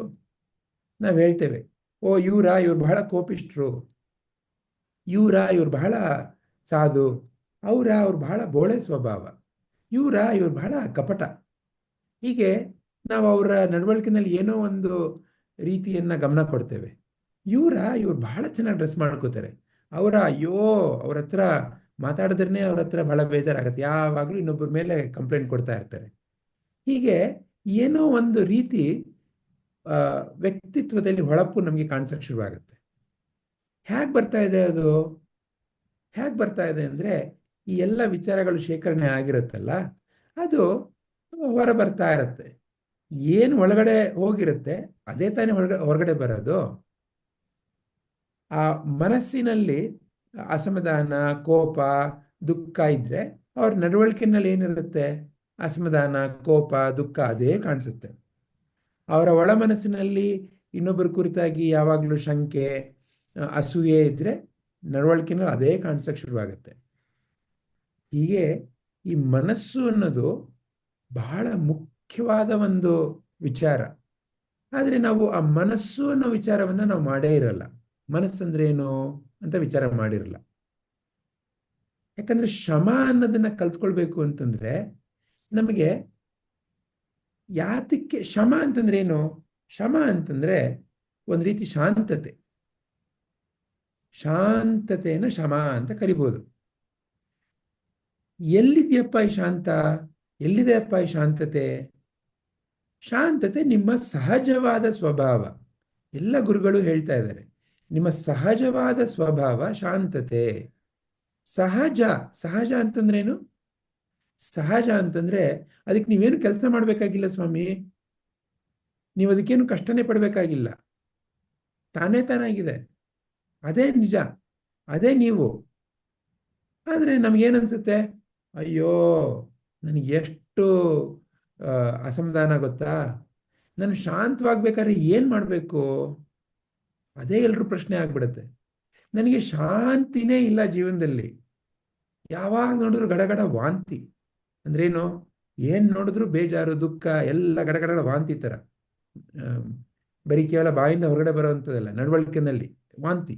ಅಂದ್ರೇನು? ಅವ್ರು ನೋಡಿದ ತಕ್ಷಣ ವಾಂತಿ ಅಂದ್ರೆ ಏನು? ಸ್ವಲ್ಪ ಎಲ್ಲ ಏನು ತುಂಬ ಅದು ನೋಡಲಿಕ್ಕೆ ಅಥವಾ ವಾಸನೆಗೆ ತುಂಬ ಚೆನ್ನಾಗಿರುತ್ತಾ? ಇಲ್ಲ ಅಲ್ವಾ? ಆ ರೀತಿ ಏನೋ ಒಂದು ಅಸಮಾಧಾನದ ವಾತಾವರಣ ಸೃಷ್ಟಿಯಾಗ್ಬಿಡುತ್ತೆ. ಶಾಂತತೆ ನಿಮ್ಮ ಸಹಜವಾದ ಸ್ವಭಾವ ಇದ್ದಾಗ ಅಸಮಾಧಾನ ಅನ್ನೋದು ಎಲ್ಲಿಂದ ಬರ್ತಾ ಇದೆ ಸ್ವಾಮಿ? ಹಾಗಾದ್ರೆ ಅದನ್ನ ತಿಳ್ಕೊಳ್ಳಿಕ್ಕೆ ಮನಸ್ಸು ಅಂದ್ರೆ ಏನಿದೆ ತಿಳ್ಕೊಳ್ಬೇಕು. ಮನಸ್ಸು ಅಂತಂದ್ರೆ ಏನು? ಒಂದು ಸಣ್ಣ ಉದಾಹರಣೆ ಮೂಲಕ ಕಲ್ಪನೆ ಮಾಡಿ. ಒಂದು ಸರೋವರ ಇದೆ ಅಂತ ಅನ್ಕೊಳ್ಳಿ, ಶಾಂತವಾಗಿದೆ ಅಂತ ಅನ್ಕೊಳ್ಳಿ. ಅದನ್ನ ನೀವು ನೋಡಿದಾಗ ಅಲ್ಲಿ ನೀರು ಇದೆಯಾ ಇಲ್ವಾ ಅನ್ನೋ ಒಂದು ಪ್ರಶ್ನೆ ಸಹ ಬರ್ಬೋದು. ಆ ರೀತಿ ಶಾಂತವಾಗಿದೆ ಅಂತ ಅನ್ಕೊಳ್ಳಿ. ಈಗ ಉದಾಹರಣೆಗೆ ಯಾವುದೋ ಒಬ್ರು ನೋಡ್ತಾರೆ, ಅವ್ರಿಗೆ ಆಟ ಆಡಬೇಕು ಅನ್ಸುತ್ತೆ. ಆ ಸರೋವರ ನೋಡಿದಾಗ ಅಲ್ಲಿ ತೀರದಲ್ಲಿ ಒಂದು ಕಲ್ಲಿರುತ್ತೆ, ತಗೊಂಡು ಪಟ್ ಅಂತ ಎಸಿತಾರೆ. ಈಗ ಆ ಸರೋವರದಲ್ಲಿ ಏನು ಉತ್ಪತ್ತಿ ಆಯಿತು? ಅಲೆಗಳು ಉತ್ಪತ್ತಿ ಆಯಿತು. ಒಂದು ಸಣ್ಣ ಕಲ್ಲು ಹಾಕಿದಾಗ ಅಲೆ ಉತ್ಪತ್ತಿ ಆಯಿತು. ಆದರೆ ಸುಮ್ಮನೆ ನೋಡ್ತಾ ಇದ್ದಾಗ ಆ ಅಲೆ ಏನಾಯಿತು? ಬಂದು ಬಂದು ಬಂದು ಹೊರಟೋಯ್ತು. ಈಗ ಯಾರೋ ಇನ್ನೊಬ್ರು, ಇದು ತುಂಬಾ ಚೆನ್ನಾಗಿದೆ, ಇಲ್ಲಿ ನಾವು ಈಜಾಡೋಣ ಅಂತ ಹೋಗಿ ಜೋರಾಗಿ ಧಡ್ ಅಂತ ಬಿದ್ರು ಅಂತ ಇಟ್ಕೊಳ್ಳಿ. ಆಮೇಲೆ ನೀರನ್ನ ರಪ ರಪ ರಪ ರಪ ಹೊಡಿತಾ ಇರ್ತಾರೆ ಅಂತ ಇಟ್ಕೊಳ್ಳಿ. ಎಲ್ಲಿ ಹೊರಟೋಯ್ತು ಶಾಂತತೆ? ಆ ಸರೋವರದಲ್ಲಿದ್ದ ಶಾಂತತೆ ಏನಾಯ್ತು? ಎಲ್ಲ ಹೊಟ್ಟೋಯ್ತೇನೋ ಅಂತ ಅನ್ಸ್ಬಿಡುತ್ತೆ. ಎಲ್ಲಾದ್ರೂ ಹೋಗಿದ್ಯಾ ಶಾಂತತೆ? ಎಲ್ಲೂ ಹೋಗಿಲ್ಲ. ಏನಾಗಿದೆ? ಅಲ್ಲಿ ಯಾರೋ ರಪ ರಪ ರಪ ರಪ ರಪ ರಪ ಹೊಡಿತಾ ಇದ್ದಾರೆ, ಯಾರೋ ಕಲ್ಲನ್ನ ಬಿಸಾಕಿದ್ದಾರೆ. ಯಾವಾಗ ಆ ಕಲ್ಲನ್ನ ಬಿಸಾಕದ್ ನಿಲ್ಸಿದ್ರು, ರಪ ರಪ ರಪ ಹೊಡೆಯೋದು ನಿಲ್ಸಿದ್ರು, ತಾನೇ ತಾನಾಗಿ ಆ ಸರೋವರದ ಸಹಜ ಗುಣ ಏನು? ಶಾಂತವಾಗಿರೋದು. ಏನಾರು ಮಾಡಬೇಕಾದಕ್ಕೆ? ಏನು ಮಾಡಬೇಕಾಗಿಲ್ಲ. ಅದರ ಸಹಜವಾದ ನೆಲೆ ಏನು? ಶಾಂತತೆ. ಹಾಗೇನೆ ಮನಸ್ಸು ಸಹ, ಮನಸ್ಸು ಸಹಜವಾಗಿ ಶಾಂತವಾದದ್ದು. ಯಾಕೆ? ಮನಸ್ಸು ಅನ್ನೋದು ಏನೋ ಒಂದು ಬೇರೆ ಅಲ್ಲ ಸ್ವಾಮಿ. ಸರೋವರನ ನೋಡಿದಾಗ ನಮ್ಗೆ ಏನನ್ಸುತ್ತೆ? ರಪ ರಪ ಯಾರೋ ಹೊಡಿತಾ ಇದ್ದಾಗ, ಅಯ್ಯೋ ಅಲ್ಲಿ ನೋಡು, ಅದು ಸ್ವಲ್ಪ ದೊಡ್ಡ ಅಲೆ ಬರ್ತಾ ಇದೆ, ಅಲ್ಲಿ ನೋಡು ಅಲ್ಲೊಂದು ಸಣ್ಣ ಅಲೆ ಇದೆ, ಅಲ್ಲಿ ನೋಡು ನೀರು ರಾಡಿಯಾಗಿದೆ ಅಂತೆಲ್ಲ ನಾವು ಅದನ್ನ ಬೇರೆ ಬೇರೆ ಬೇರೆ ಬೇರೆಯಾಗಿ ಕಾಣಿಸುತ್ತೆ ನಮಗೆ. ದೊಡ್ಡ ಅಲೆ, ಸಣ್ಣ ಅಲೆ, ರಾಡಿಯಾಗಿರೋ ನೀರು, ಅದೆಲ್ಲ ಅನ್ಸುತ್ತೆ. ಆದರೆ ಅವೆಲ್ಲ ಏನು ಸ್ವಾಮಿ? ಸ್ವಲ್ಪ ನೀವು ಗಮನ ಕೊಟ್ಟು ಪ್ರಶ್ನೆ ಕೇಳಿದಾಗ, ದೊಡ್ಡ ಅಲೆ ಇರ್ಬೋದು, ಸಣ್ಣ ಅಲೆ ಇರ್ಬೋದು, ರಾಡಿಯಾಗಿರೋ ನೀರಿರ್ಬೋದು, ಅವೆಲ್ಲ ಏನು? ಎಲ್ಲವೂ ನೀರೇ ಅಲ್ವಾ? ನೀರು ಈಗ ಸದ್ಯಕ್ಕೆ ದೊಡ್ಡ ಅಲೆಯಾಗಿ ಕಾಣಿಸ್ತಾ ಇದೆ, ನೀರು ಈಗ ಸದ್ಯಕ್ಕೆ ಸಣ್ಣ ಅಲೆಯಾಗಿ ಕಾಣಿಸ್ತಾ ಇದೆ. ಅದೇ ನೀರು ಸ್ವಲ್ಪ ಸದ್ಯಕ್ಕೆ ಮಣ್ಣು ಸೇರ್ಕೊಂಡಿರೋದ್ರಿಂದ ರಾಡಿಯಾಗಿ ಕಾಣಿಸ್ತಾ ಇದೆ. ಆದರೆ ನೀರು ನೀರೇನೆ. ಈಗ ನೀರಿನ ರೂಪದಲ್ಲಿ ನಾವು ಪ್ರಶ್ನೆಯನ್ನು ಹಾಕಿದಾಗ, ನೀರಿಗೆ ಅಶಾಂತತೆ ಆಗಿದೆಯಾ? ನೀರಿಗೆ ಅಶಾಂತತೆ ಅನ್ನೋದು ಇಲ್ವೇ ಇಲ್ಲ. ಆ ದೊಡ್ಡ ಅಲೆನಲ್ಲೂ ನೀರಿದೆ, ಸಣ್ಣ ಅಲೆನಲ್ಲೂ ನೀರಿದೆ, ರಾಡಿನಲ್ಲೂ ನೀರಿದೆ. ನೀರು ನೀರಾಗೇ ಇದೆ, ಅದಿನ್ನೇನೂ ಆಗಿಲ್ಲ. ಅದ್ರ ಶಾಂತತೆ ಎಲ್ಲೂ ಹೋಗೇ ಇಲ್ಲ. ಆದರೆ ಅದನ್ನ ಸರೋವರದ ರೂಪದಲ್ಲಿ ನೋಡಿದಾಗ, ಆ ಸರೋವರದಲ್ಲಿ ದೊಡ್ಡ ಅಲೆ ಬಂತು, ಸಣ್ಣ ಅಲೆ ಬಂತು, ಓ ಈಗ ಸರೋವರದಲ್ಲಿ ಅಶಾಂತತೆ ಬಂದ್ಬಿಟ್ಟಿದೆ ಅಂತ ನಾವು ಮಾತಿನಲ್ಲಿ ಹೇಳ್ಬಿಡ್ತೇವೆ. ಅದು ನಾವು ನೋಡ್ತಾ ಇರೋ ದೃಷ್ಟಿ ಮೂಲಕ ಆ ರೀತಿ ಅನ್ನಿಸ್ತಾ ಇದೆ. ಏನು ನೋಡ್ತಾ ಇದ್ದೀವಿ? ಸರೋವರ ಇದು ಅಂತ ನೋಡ್ತಾ ಇದ್ದೀವಿ, ಅಲೆ ಅಂತ ನೋಡ್ತಾ ಇದ್ದೀವಿ. ಅದನ್ನೇ ನಾವು ನೀರು ಅಂತ ನೋಡಿದಾಗ ಅದು ಯಾವಾಗಲೂ ಶಾಂತ. ಆ ನೀರೇ ಸರೋವರವಾಗಿ, ನೀರೇ ಅಲೆಯಾಗಿ ಎಲ್ಲ ಕಾಣಿಸ್ತಾ ಇದೆ. ಆ ನೀರೇ ನೀವು. ನೀರಿನ ರೀತಿಯಲ್ಲಿ ನೀವು ಅರಿವು ಯಾವಾಗಲೂ ಶಾಂತ. ಆದರೆ ಯಾವುದೋ ಒಂದು ಮನಸ್ಸು ಅಂತ, ವಿಚಾರ ಅಂತ, ಆ ವಿಚಾರ ನಾನು ಅಂತ ಅಂದ್ಕೊಂಡಾಗ ಆ ಸರೋವರದ ರೀತಿನಲ್ಲಿ ಆಗ್ಬಿಡ್ತೀರ. ನಾನು ಯಾರು ಗೊತ್ತಾ? ನಾನು ಗೌರಮ್ಮ, ಸುಬ್ಬಮ್ಮ, ರಾಮಕ್ಕ, ಭೀಮಕ್ಕ. ನಾನು ಏನಾಯ್ತು ಗೊತ್ತಾ ನನ್ನ ಜೀವನದಲ್ಲಿ? ಅವ್ರೇನು ಹೇಳಿದ್ರು ಗೊತ್ತಾ? ಇವ್ರೇನು ಹೇಳಿದ್ರು ಗೊತ್ತಾ? ಈಗ ನನ್ನ ಮುಂದೆ ಏನು ಬರ್ತಾ ಇದ್ದಾರೆ ಗೊತ್ತಾ? ಅವರಿಂದ ನನಗೇನು ಅನ್ಯಾಯ ಆಯಿತು ಗೊತ್ತಾ? ಇದೆಲ್ಲ ಯಾವಾಗ? ಇದೆಲ್ಲ ನಾನು ನೀರು ಅನ್ನೋದನ್ನು ಮರೆತು ನಾನು ಈ ಸರೋವರ ಅನ್ನೋ ರೀತಿಯಲ್ಲಿ ವರ್ತನೆ ಮಾಡ್ಲಿಕ್ಕೆ ಶುರು ಮಾಡಿದಾಗ ಅಲ್ಲಿ ರಾಡಿ ಆಗ್ಬಿಡುತ್ತೆ. ಯಾಕೆ? ಸರೋವರಕ್ಕೆ ಕಲ್ಲೆಸಿಬೋದು, ಕಲ್ಲೆಸಿದಾಗ ಅಲೆಗಳು ಉತ್ಪತ್ತಿ ಆಗತ್ತೆ, ರಪ ರಪ ಹೊಡಿಬೋದು, ಮೇಲೆ ಕೆಳಗಡೆ ಆಗತ್ತೆ. ಅಯ್ಯೋ ನನಗೆ ಎಷ್ಟು ಅಶಾಂತತೆ ಆಗ್ತಾ ಇದೆ ಗೊತ್ತಾ, ಆ ವಿಚಾರ ನನ್ನ ಮನಸ್ಸನ್ನು ಎಷ್ಟು ಕೊಲಗ್ತಾ ಇದೆ ಗೊತ್ತಾ ಅಂತ ಅನ್ಸ್ಬಿಡುತ್ತೆ. ನಿಮ್ಗೇನೂ ಆಗ್ತಾ ಇಲ್ಲ. ನೀವು ಈ ಎಲ್ಲ ಬದಲಾವಣೆನ ನೋಡ್ತಾ ಇರೋ ಒಂದು ಸಾಕ್ಷಿ ಅನ್ನೋ ರೀತಿಯಲ್ಲಿ ನೀವು ಜೀವನವನ್ನು ನೋಡ್ಲಿಕ್ಕೆ ಶುರು ಮಾಡಿದಾಗ ನೀವು ಮತ್ತೆ ಈ ವಿಚಾರ ಸ್ವಲ್ಪ ಬೇರೆ ಆಗಲಿಕ್ಕೆ ಶುರು ಮಾಡ್ತೀರ. ಇಲ್ಲ ಅಂದ್ರೆ ನಾನೇ ವಿಚಾರ, ನಾನೇ ಸರೋವರ, ನನಗೇ ಕಲ್ಲಾಕಿದ್ದು ಅನ್ನೋ ರೀತಿಯಲ್ಲಿ ವರ್ತನೆ ಮಾಡಿದಾಗ ಅಲ್ಲೋಲ ಕಲ್ಲೋಲ. ಹಾಗಂದ್ರೆ ಶಮ ಅಂದ್ರೇನು? ಶಮ ಅಂತಂದ್ರೆ ಶಾಂತತೆ. ಏನಾದ್ರೂ ಮಾಡ್ಬೇಕಾ ಶಾಂತವಾಗ್ಲಿಕ್ಕೆ? ಹೌದು.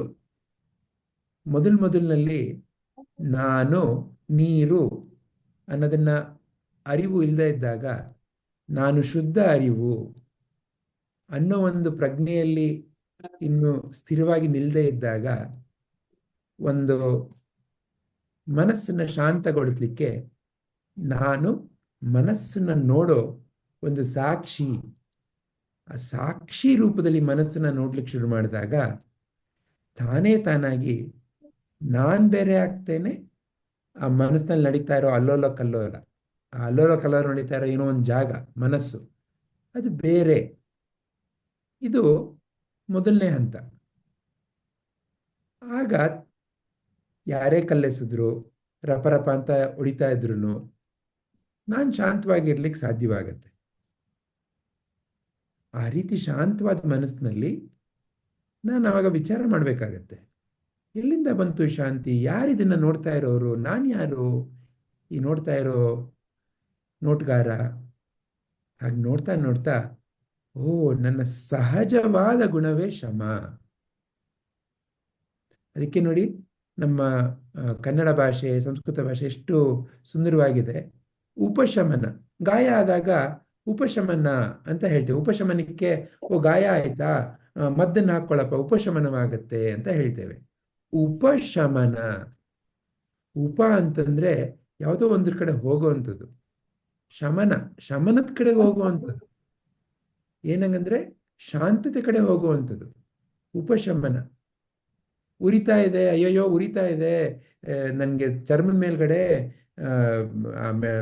ಮೆಣಸಿನ್ಕಾಯಿ ಖಾರ ಬಿದ್ದುಬಿಡ್ತು, ಒಂದು ಸ್ವಲ್ಪ ನೀರು ಹಾಕ್ಕೊಳ್ಳಿ, ಉಪಶಮನ ಆಗತ್ತೆ. ನೀರು ಹಾಕ್ಕೊಂಡಾಗ ಇಲ್ಲೆಲ್ಲ ತಂಪಾಗತ್ತೆ. ಉಪಶಮನ ಆಯಿತು, ಶಾಂತವಾಯಿತು, ಉಪಶಮನ.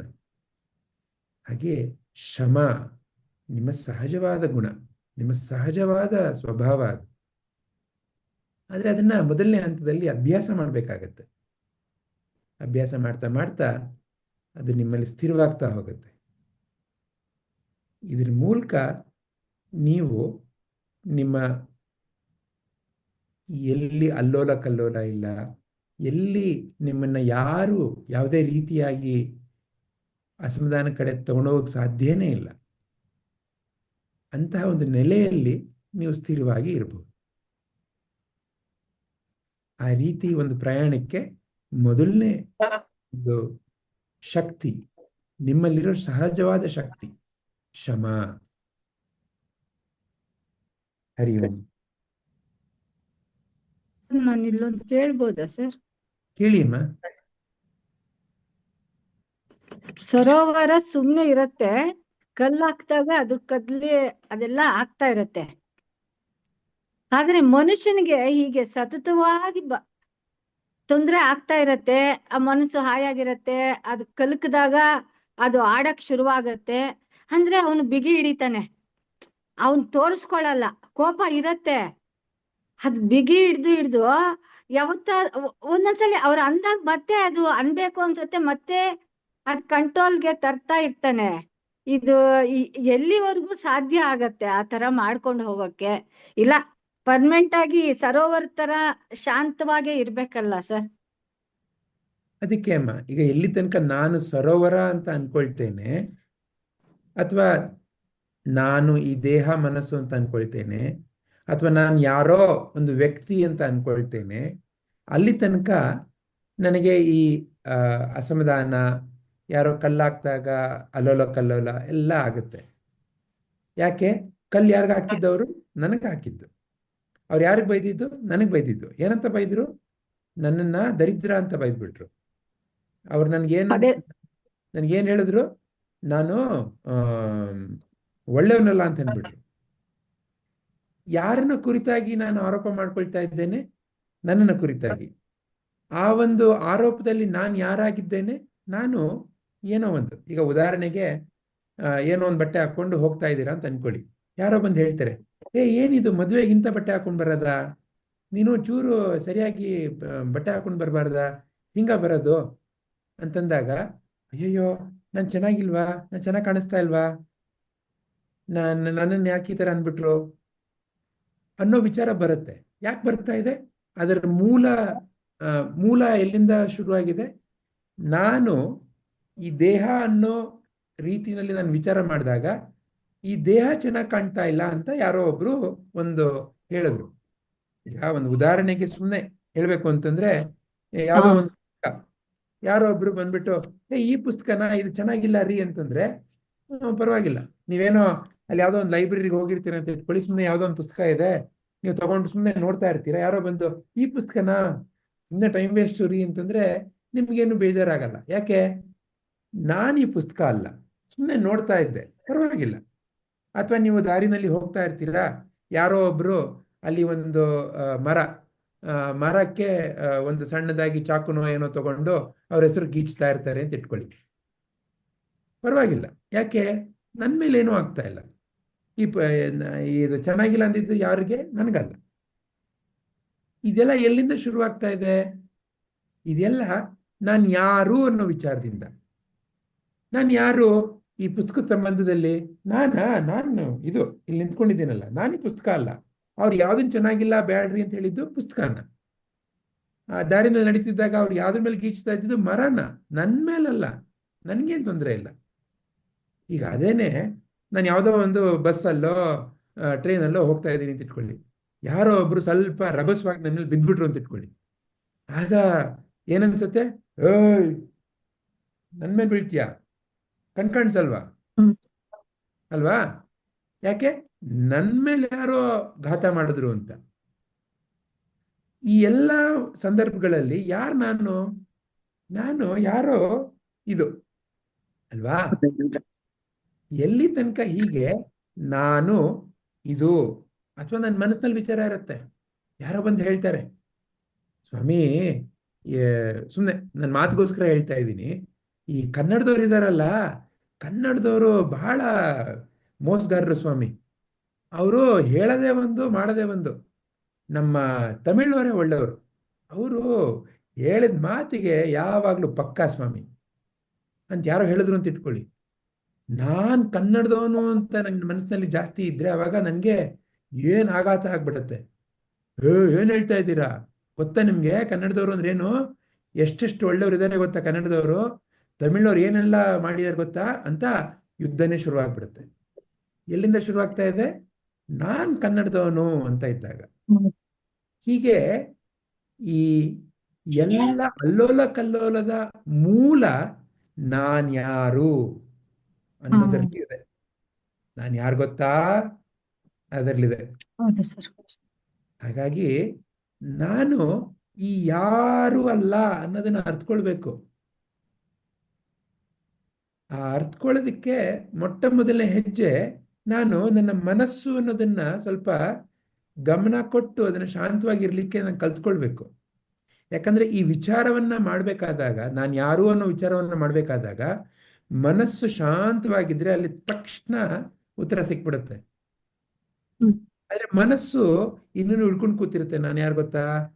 ನಾನು ಏನು ಗೊತ್ತಾ? ನನಗೇನಾಯ್ತು ಗೊತ್ತಾ? ಅವ್ರೇನು ಹೇಳಿದ್ರು ಗೊತ್ತಾ? ಈ ಎಲ್ಲದ್ರ ಜೊತೆನೂ ಮನಸ್ಸು ಅಂಟ್ಕೊಂಡಿರುತ್ತೆ. ಆ ಅಂಟ್ಕೊಂಡಿರೋದ್ರಿಂದ ಸ್ವಲ್ಪ ಹೊರಗಡೆ ಬರ್ಬೇಕಾಗತ್ತೆ. ಅವಾಗ ಮಾತ್ರ ನಾನು ಇದನ್ನ ನೋಡ್ಲಿಕ್ಕೆ ಸಾಧ್ಯ. ಯಾಕಂದ್ರೆ ಏನೋ ಅಂಟ್ಕೊಂಡಿರೋದನ್ನ, ಈಗ ಯಾವುದೋ ಒಂದು ಗ್ಲಾಸ್ ಇದೆ ಅಂತ ಇಟ್ಕೊಳ್ಳಿ, ಆ ಗ್ಲಾಸ್ ಮೇಲೆ ಧೂಳು ಕೂತ್ಕೊಂಡ್ಬಿಟ್ಟಿದೆ ಅಂತ ಇಟ್ಕೊಳ್ಳಿ, ಆ ಗ್ಲಾಸ್ಗೂ ಧೂಳ್ಗೂ ವ್ಯತ್ಯಾಸನೇ ಗೊತ್ತಾಗಲ್ಲ. ಗ್ಲಾಸೇ ಧೂಳ್ ತರ ಕಾಣುತ್ತೆ, ಧೂಳೇ ಗ್ಲಾಸ್ ಆಗಿ ಕಾಣುತ್ತೆ. ಆದ್ರೆ ಸ್ವಲ್ಪ ನಾವು ಬಟ್ಟೆ ತಗೊಂಡೆಲ್ಲ ಕ್ಲೀನ್ ಮಾಡಿದಾಗ ಅಲ್ಲಿ ಇದು ಧೂಳು, ಇದು ಗ್ಲಾಸು, ಇದು ಬೇರೆ, ಇದು ಬೇರೆ ಅಂತ ಗೊತ್ತಾಗತ್ತೆ. ಹಾಗೆ ನಿಮ್ಮ ಪ್ರಶ್ನೆಗೆ ಉತ್ತರ ಸಿಕ್ತಾ? ಹಾ, ಸಿಕ್ತು ಸರ್. ಯಾಕೆಂದ್ರೆ ಅವನು ಆ ದೇಹ ಭಾವನೆ ಬಿಟ್ಟು ಅವನು ದೂರ ನಿಂತ್ಕೊಂಡಾಗ್ಲೇ ಅದನ್ನ ತಿಳ್ಕೊಳಕ್ಕಾಗತ್ತೆ, ಇಲ್ದಿದ್ರೆ ಆಗಲ್ಲ ಅಂತ. ಹಾ, ಅದಕ್ಕೇನೆ ಇಲ್ಲಿ ಗುರುಗಳು ಷಟ್ ಸಂಪತ್ತಿಯನ್ನು ಬೆಳೆಸ್ಕೊಳ್ಬೇಕು ಅಂತ ಹೇಳ್ತಾ ಇರೋದು. ಶಮ, ಶಾಂತತೆ ನಿಮ್ಮ ಸಹಜವಾಗಿರೋ ಗುಣ. ಆದ್ರೆ ಮೊದಲನೇ ಹಂತದಲ್ಲಿ ಒಬ್ಬ ಸಾಧಕನ ಮೊದಲನೇ ಹಂತದಲ್ಲಿ ಅವನು ಗಮನ ಕೊಟ್ಟು ಶಾಂತವಾಗಿರೋದನ್ನ ಹ್ಯಾಕ್ ಶಾಂತವಾಗಿರ್ಲಿ ಅನ್ನೋದನ್ನ ನೋಡ್ಬೇಕಾಗತ್ತೆ. ಹೌದು. ಧ್ಯಾನ ಅನ್ನೋದನ್ನ ಕಲ್ತ್ಕೊಳ್ಬೇಕಾಗತ್ತೆ. ನನ್ನ ಮನಸ್ಸಿನಲ್ಲಿ ನಾನು ಸಹಜವಾಗಿ ಶಾಂತವಾಗಿ ಇರ್ತೇನೆ ಅನ್ನೋದನ್ನ ಅವನು ಅಭ್ಯಾಸ ಮಾಡ್ಬೇಕಾಗತ್ತೆ. ಹೌದು. ಅದಕ್ಕೆ ಮೊದಲ ಹಂತದಲ್ಲಿ ಪ್ರಾಣಾಯಾಮದ ಮೂಲಕ, ಧ್ಯಾನದ ಮೂಲಕ, ಕ್ರಿಯೆಗಳ ಮೂಲಕ, ಅಥವಾ ಜಪದ ಮೂಲಕ, ಅಥವಾ ದೇವರ ಪೂಜೆ ಮೂಲಕ, ಭಕ್ತಿಯ ಮೂಲಕ, ಸೇವೆಯ ಮೂಲಕ, ಈ ಎಲ್ಲವೂ ಏನ್ ಮಾಡುತ್ತೆ? ಮನಸ್ಸನ್ನ ಶಾಂತ ಮಾಡ್ಲಿಕ್ಕೆ ಬೇರೆ ಬೇರೆ ರೀತಿಯ ಅಭ್ಯಾಸಗಳು. ಹೌದು ಸರ್. ಆಗ್ಲಾ? ಹಾ ಸರ್. ಧನ್ಯವಾದಗಳು ಸರ್. ಧನ್ಯವಾದಗಳು ಸರ್. ಮನಸ್ಸಿನ ಬಗ್ಗೆ ಈ ಕಲ್ಪನೆ ಬಗ್ಗೆ ಚೆನ್ನಾಗಿ ತಿಳಿಸ್ಕೊಟ್ಟಿದ್ದೀರಾ ಸರ್. ಧನ್ಯವಾದಗಳು ಸರ್. ಆಗಲಿ ಮ್ಯಾಮ್.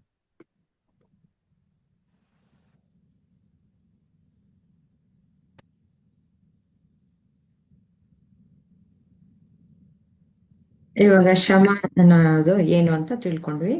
ಈಗ ದಮ ಮತ್ತು ತಿತಿಕ್ಷ ಬಗ್ಗೆ ತಿಳ್ಕೊಳ್ಳೋಣ. ಮೊದಲನೇದಾಗಿ ದಮ ಅಂದ್ರೆ ಏನು ಅನ್ನೋದನ್ನ ತಿಳ್ಕೊಳ್ಳೋಣ.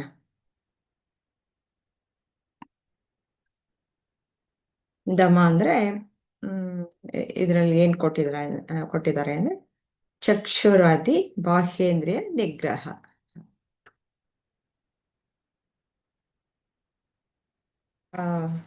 ಇದನ್ನ ಯಾರು ಹೇಳ್ತೀರಾ? ವೀಣಾ ಅವ್ರ ಮನೆಗ್ ಬಂದ್ರಾ? ಇಲ್ಲ.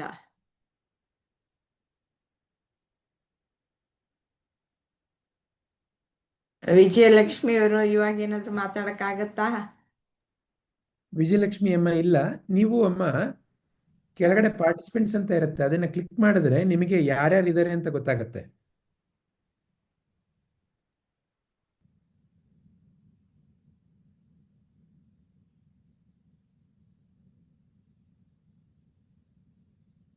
ಸರಿ. ಸಾವಿತ್ರಿ ಅವರೇ ಲಕ್ಷ್ಮಿ ಅಮ್ಮ, ವೀಣಾಕ್ಕೆ, ಪ್ರಿಯಾಂಕಾ ಅವರು ಇದ್ದಾರೆ. ಅದೇ ಅದೆಲ್ಲ ಕಾಣಿಸ್ತಾ ಇದೆ ನಂಗೆ. ಲಿಸ್ಟ್ ಹಾಕಿ ಹಾ, ನೀವೇ ಹೇಳ್ತೀರಾ ಸಾವಿತ್ರಿ ಅವರು ದಮ ಅಂದ್ರೆ ಏನು ಅಂತ? ದಮ ಅಂತಂದ್ರೆ ಇಂದ್ರಿಯಗಳ ನಿಗ್ರಹ ಅಂತ. ಅದು ಒಂದೊಂದ್ಸಲಿ ಇಂದ್ರಿಯಗಳು ಹೊರಗೆ ಹೋಗ್ತಾ ಇರತ್ತೆ. ಆ ಮನಸ್ಸು ಕೂಡ ಓ ಇದು ಬೇಕು ಬೇಕು ಅದನ್ನು ಅಂತ ಇರತ್ತೆ. ಅವಾಗ ನಮ್ಗೆ ಇಂದ್ರಿಯಗಳನ್ನ ನಿಗ್ರಹ ಹೇಗ್ ಮಾಡ್ಕೋಬೇಕು ಅಂತಂದ್ರೆ, ನಾವು ಒಂದು ವಸ್ತು ಮೇಲೆ ತುಂಬಾ ಆಸೆ, ಅದನ್ನ ಮತ್ತೆ ಮತ್ತೆ ಅದು ಪಡ್ಕೋಬೇಕು, ಅದನ್ನ ನಾವು ಸವಿಬೇಕು ಅಂತ. ಅದು ಇಂದ್ರಿಯಗಳಿಂದ ಒಂದ್ ಸ್ವಲ್ಪ ಸರ್ ಇವಾಗ ಹೇಳಿದ್ರು, ಆ ಮನಸ್ಸನ್ನ ಒಂದ್ ಸ್ವಲ್ಪ ಧೂಳು ಒರೆಸಿ ಒಂದ್ ಸ್ವಲ್ಪ ದೂರವಾಗಿ ನಾನು ಅದ್ ಕಂಟ್ಕೊಂಡಿಲ್ಲ ಅಂತ ನೋಡಿದಾಗ ನಾವು ಈ ದಮ ಅನ್ನೋದನ್ನ ನಾವು ನಿಗ್ರಹ ಮಾಡ್ಕೋಬಹುದು ಅಂತ. ದಮ ಅಂತಂದ್ರೆ ಇಂದ್ರಿಯಗಳಿಗಿಂದ ಅದು ಸ್ವಲ್ಪ ದೂರದಲ್ಲಿ ನೋಡ್ಬೇಕಾಗತ್ತೆ. ಅಂತಂದ್ರೆ ನಾವ್ ಏನೋ ಒಂದು ಈ ಗುರುಜಿ ಇಂದ್ರಿಯಗಳಿಂದ ಅವ್ರು ದೂರ ಹೇಳ್ತಾರಲ್ವಾ, ಅಂದ್ರೆ ಸ್ಮೋಕಿಂಗ್ ಅವ್ರಿಗೆ ಅಭ್ಯಾಸ ಇದ್ದಾಗ ಅವನ ಹತ್ರ ಇಟ್ಕೊಳ್ದೀರಾ ಅದನ್ನ ದೂರ ಹಾ ಇದ್ರೆ ಅದಕ್ಕಾಗಿ ಅವ್ನ್ ಪ್ರಯತ್ನ ಪಡ್ತಾನಲ್ವಾ, ಹೋಗಕ್ಕೆ ಪ್ರಯತ್ನ ಪಡ್ತಾನಲ್ವಾ. ಇಷ್ಟೆಲ್ಲ ಮಾಡೋರು ಯಾರು ಬಿಡು ಪರವಾಗಿಲ್ಲ ಅಂತ ಅದನ್ನ ದೂರ ಮಾಡ್ತಾ ಬರ್ತಾನೆ. ಆವಾಗ ನಾವು ಅದನ್ನ ಸಹಿಸುವಂತ ಒಂದು ಗುಣ ಬರುತ್ತೆ, ದಮ ಅನ್ನೋ ಒಂದು ಗುಣ ಬರುತ್ತೆ ನಮ್ಮಲ್ಲಿ. ವಿಷಯ ವಸ್ತುಗಳಿಂದ ನಾವು ದೂರ ಇರ್ಬೇಕು. ದೂರ ಇರಕ್ಕೆ ಅನುಕೂಲ ಆಗತ್ತೆ ಅಂತ. ಹಾಗೆ ನಾವೊಂದು ಅಷ್ಟು ಪಂಚೇಂದ್ರಿಯಗಳಿಗೂ ಅಷ್ಟೇ. ಪಂಚೇಂದ್ರಿಯಗಳು ಎಲ್ಲ ಅವುಗಳಿಗೆ ಯಾವ್ಯಾವ್ದು ಅನುಭವಕ್ಕೆ ಬರುತ್ತೋ ಅವುಗಳ ಕಡೆ ಒಂದು ಕೆಲವು ಸರ್ತಿ ಬೇಕು ಅನ್ನೋದು ಇರುತ್ತೆ, ಕೆಲವು ಸರ್ತಿ ಬೇಡ ಅಂತ ಅನ್ನೋದು ಇರುತ್ತೆ. ಹಾಗಾಗಿ ಅವು ಎರಡನ್ನು ನಮಗೆ ತೊಂದರೆಯನ್ನ ಕೊಡುವಂತಹವೇ ಆಗಿರೋದ್ರಿಂದ ಅಂಥ ಸಂದರ್ಭದಲ್ಲಿ ನಾವು ಅಂತಹ ವಿಷಯ ವಸ್ತುಗಳಿಂದ ನಾವು ದೂರ ಇರಬೇಕು. ಗುರುಜಿ ಬಹಳ ಇದು ಸುಲಭವಾದಂತಹ ಒಂದು ತಿಳುವಳಿಕೆಯನ್ನ ಒಂದು ಎಕ್ಸಾಂಪಲ್ನಿಂದ ಹೇಳ್ತಾರೆ. ಶುಗರ್ ಪೇಷಂಟ್ಗೆ ಇವಾಗ ಸಕ್ಕರೆ ತಿನ್ಬೇಕು, ಸಿಹಿ ತಿನ್ಬೇಕು ಅನ್ನೋದು ಆಸೆ. ಅದು ನಾಲಿಗೆ ರುಚಿ ಎಳೆಯುತ್ತೆ, ಆದರೆ ತಿನ್ನಬಾರ್ದು ಡಾಕ್ಟರ್ ಹೇಳಿದ್ದಾರೆ. ಅದಕ್ಕೆ ಅದರಿಂದ ದೂರ ಇರಬೇಕು, ಆ ಕಡೆ ಇರಬೇಕು. ಯಾರಿಗೆ ಶಮ ಇರಲ್ವೋ ಅವ್ರಿಗೆ ದಮದ ಅಗತ್ಯ ಇರುತ್ತೆ. ಶಮ ಮೊದಲೇ ಬಂದ್ಬಿಟ್ಟಿದ್ರೆ ಅದು ದಮ ಅನ್ನೋದು ಆಗ್ಲೇ ಅದ್ರೊಳಗಡೆನೆ ಇರುತ್ತೆ. ಇಲ್ಲ ನನಗೆ ಶಮ ಇನ್ನೂ ಬಂದಿಲ್ಲ ಅಂತಂದಾಗ ನಾನು ದಮನ ಅಂದ್ರೆ ವಿಷಯ ವಸ್ತುಗಳಿಂದ ದೂರ ಇರಬೇಕಾಗತ್ತೆ.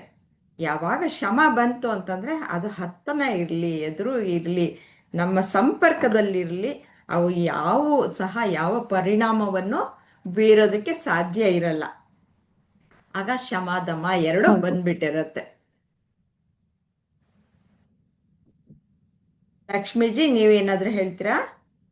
ನಮ್ಮನೇಲೂ ಒಂದು ಹಾಗೆ ಆಯ್ತು.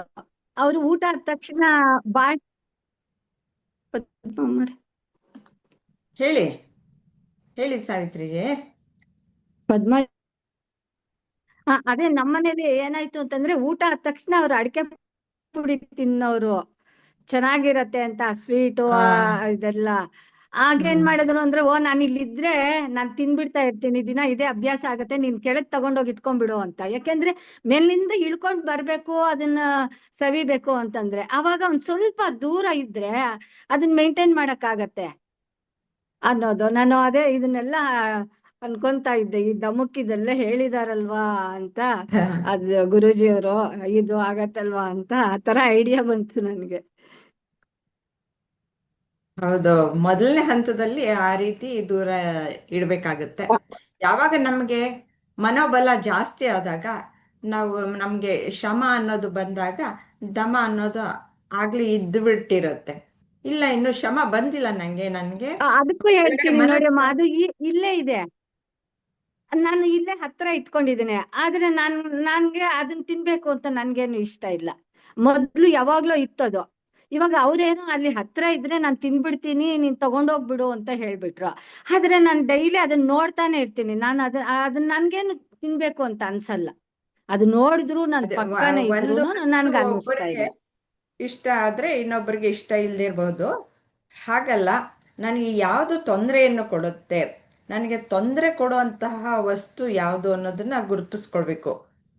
ಆಗ ಅದನ್ನ ನಾನು ನಿಗ್ರಹ ಮಾಡಕ್ಕಾಗತ್ತಾ ಅನ್ನೋದು ಮುಖ್ಯವಾಗತ್ತೆ. ಅದನ್ನ ಆಮೇಲೆ ಕೊನೆಯಲ್ಲಿ ಸರನ್ ಕೇಳೋಣ. ಈಗ ಲಕ್ಷ್ಮೀಜಿ ಏನ್ ಹೇಳ್ತಾರ ನೋಡೋಣ. ಇಲ್ಲ ಅಮ್ಮ, ಅದೇ ನೀವು ಹೇಳಿದ್ರಲ್ಲ ಸ್ವೀಟ್ ಇಂದು, ನಾನು ಅದು ಎಕ್ಸಾಂಪಲ್ ನೋಡಿದ್ದೆ ಅಮ್ಮ.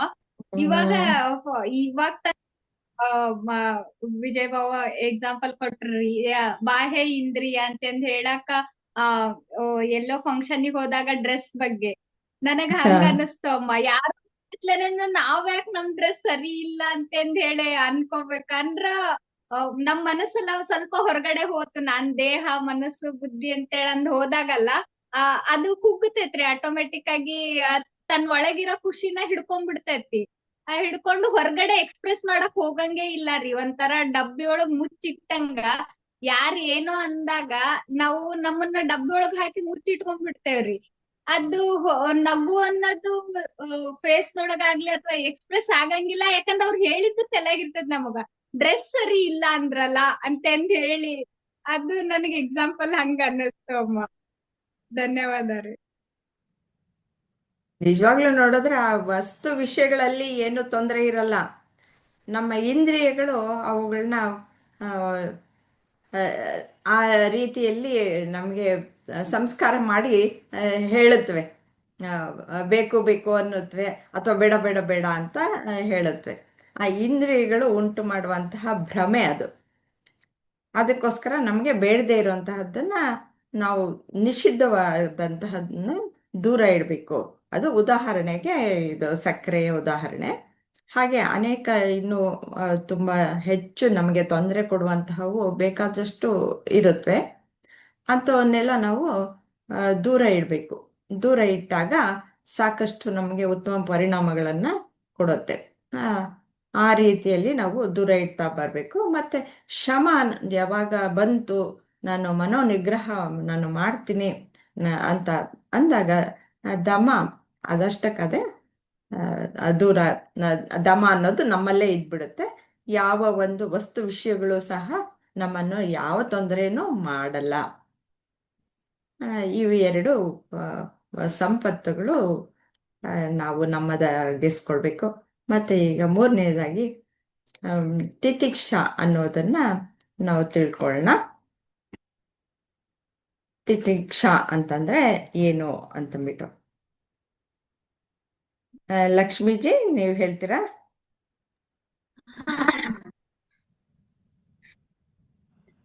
ಇಲ್ಲೇ ತಿತಿಕ್ಷಾ ಅಂತ ಹೇಳಿದ್ರ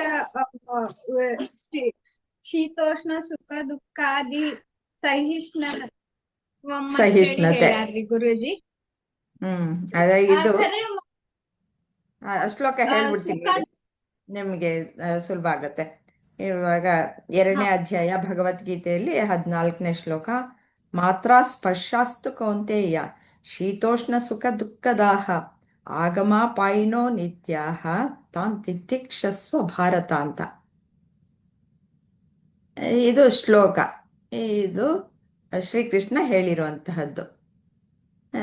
ಈಗ ಹೇಳಿ. ಅದ ನಮ್ಗ ಸುಖ ದುಃಖ ಅನ್ನೋದನ್ನ ಸಹಿಸ್ಕೊಳಕ್ ಕಲತ್ವಿ ಅಂದ್ ಹೇಳಿದ್ರ ಆ ತ್ಯ- ಆ ಒಂದ್ ಮುಂದ್ ಹೋಗಾಕ್ ಆಗ್ತಿ ಅಂದ್ ಹೇಳಿ ನನಗ್ ಹಂಗ ಅನ್ನಿಸ್ತು ಅಮ್ಮ. ಇವಾಗ ನಮ್ಗ ನಾವ್ ಬಾಳ ದಿನದ ಹಿಂದ ಕ್ಲಾಸ್ ನಾವ್ ಚಿಂತಾಮಣಿಗ್ ಹೋದಾಗ ವಿಜಯ್ ಬಾಬು ಅವ್ರು ಒಂದ್ ಹುಳ ಕಡಿತ್ರಿ ಆದಿತ್ಯಂಗ ಆತ್ರೇಯಂಗ. ಅವಾಗ ಹುಳ ಕಡ್ದಾಗ ಅವ್ನ್ ಬಾಳ ಕಿರಿಕಿರಿ ಮಾಡ್ಕೊಳಕ್ ಕುಂತ. ಅವಾಗ ಅವ್ರು ಹೇಳಿದ್ರು ಅದನ್ನ ಅಬ್ಸರ್ವ್ ಮಾಡು, ಅದೇನ್ ಕಡಿತಾ ಐತಲ್ಲ ನಿನಗ ಅದನ್ನ ಅಬ್ಸರ್ವ್ ಮಾಡು, ನಿನಗೊಂದ್ ಸಮಾಧಾನ ಅಂತ ಹೇಳಿ ಸಿಗ್ತೈತಿ. ಅದ್ ಇರಿಟೇಟ್ ಮಾಡ್ಕೊಂಡ್ ಹೋರ್ ಇನ್ನೂ ಸ್ವಲ್ಪ ಜಾಸ್ತಿ ಇರಿಟೇಟ್ ಆಗ್ತೈತಿ. ಅಂದ್ರ ಅದು ನನ್ ಕೆರಿತಾ ಐತಿ ಕಡಿತಾ ಐತಿ ಅಂತ ಹೇಳಿ ಅನ್ಕೊಂಡ್ ಹೋದ್ರ ಬಹಳ ಇದು ಆಕೈತಿ ಅಂತಂದ್ ಹೇಳಿದ್ರಿ. ಅವಾಗ್ಲಿಂದನೂ ನಾನು ಅಷ್ಟರಿ ಫಾರ್ ಎಕ್ಸಾಂಪಲ್ ಏನೋ ನೆಗಡಿ ಆತು ಅಥವಾ ಕೈ ಕಾಲು ನೋವು ಆತು ಅಥವಾ ಬ್ಯಾಕ್ ಪೇನ್ ಬಂತು ಅಂತಂದ್ ಹೇಳಿ ಸ್ವಲ್ಪ ಅಬ್ಸರ್ವ್ ಮಾಡೋದ.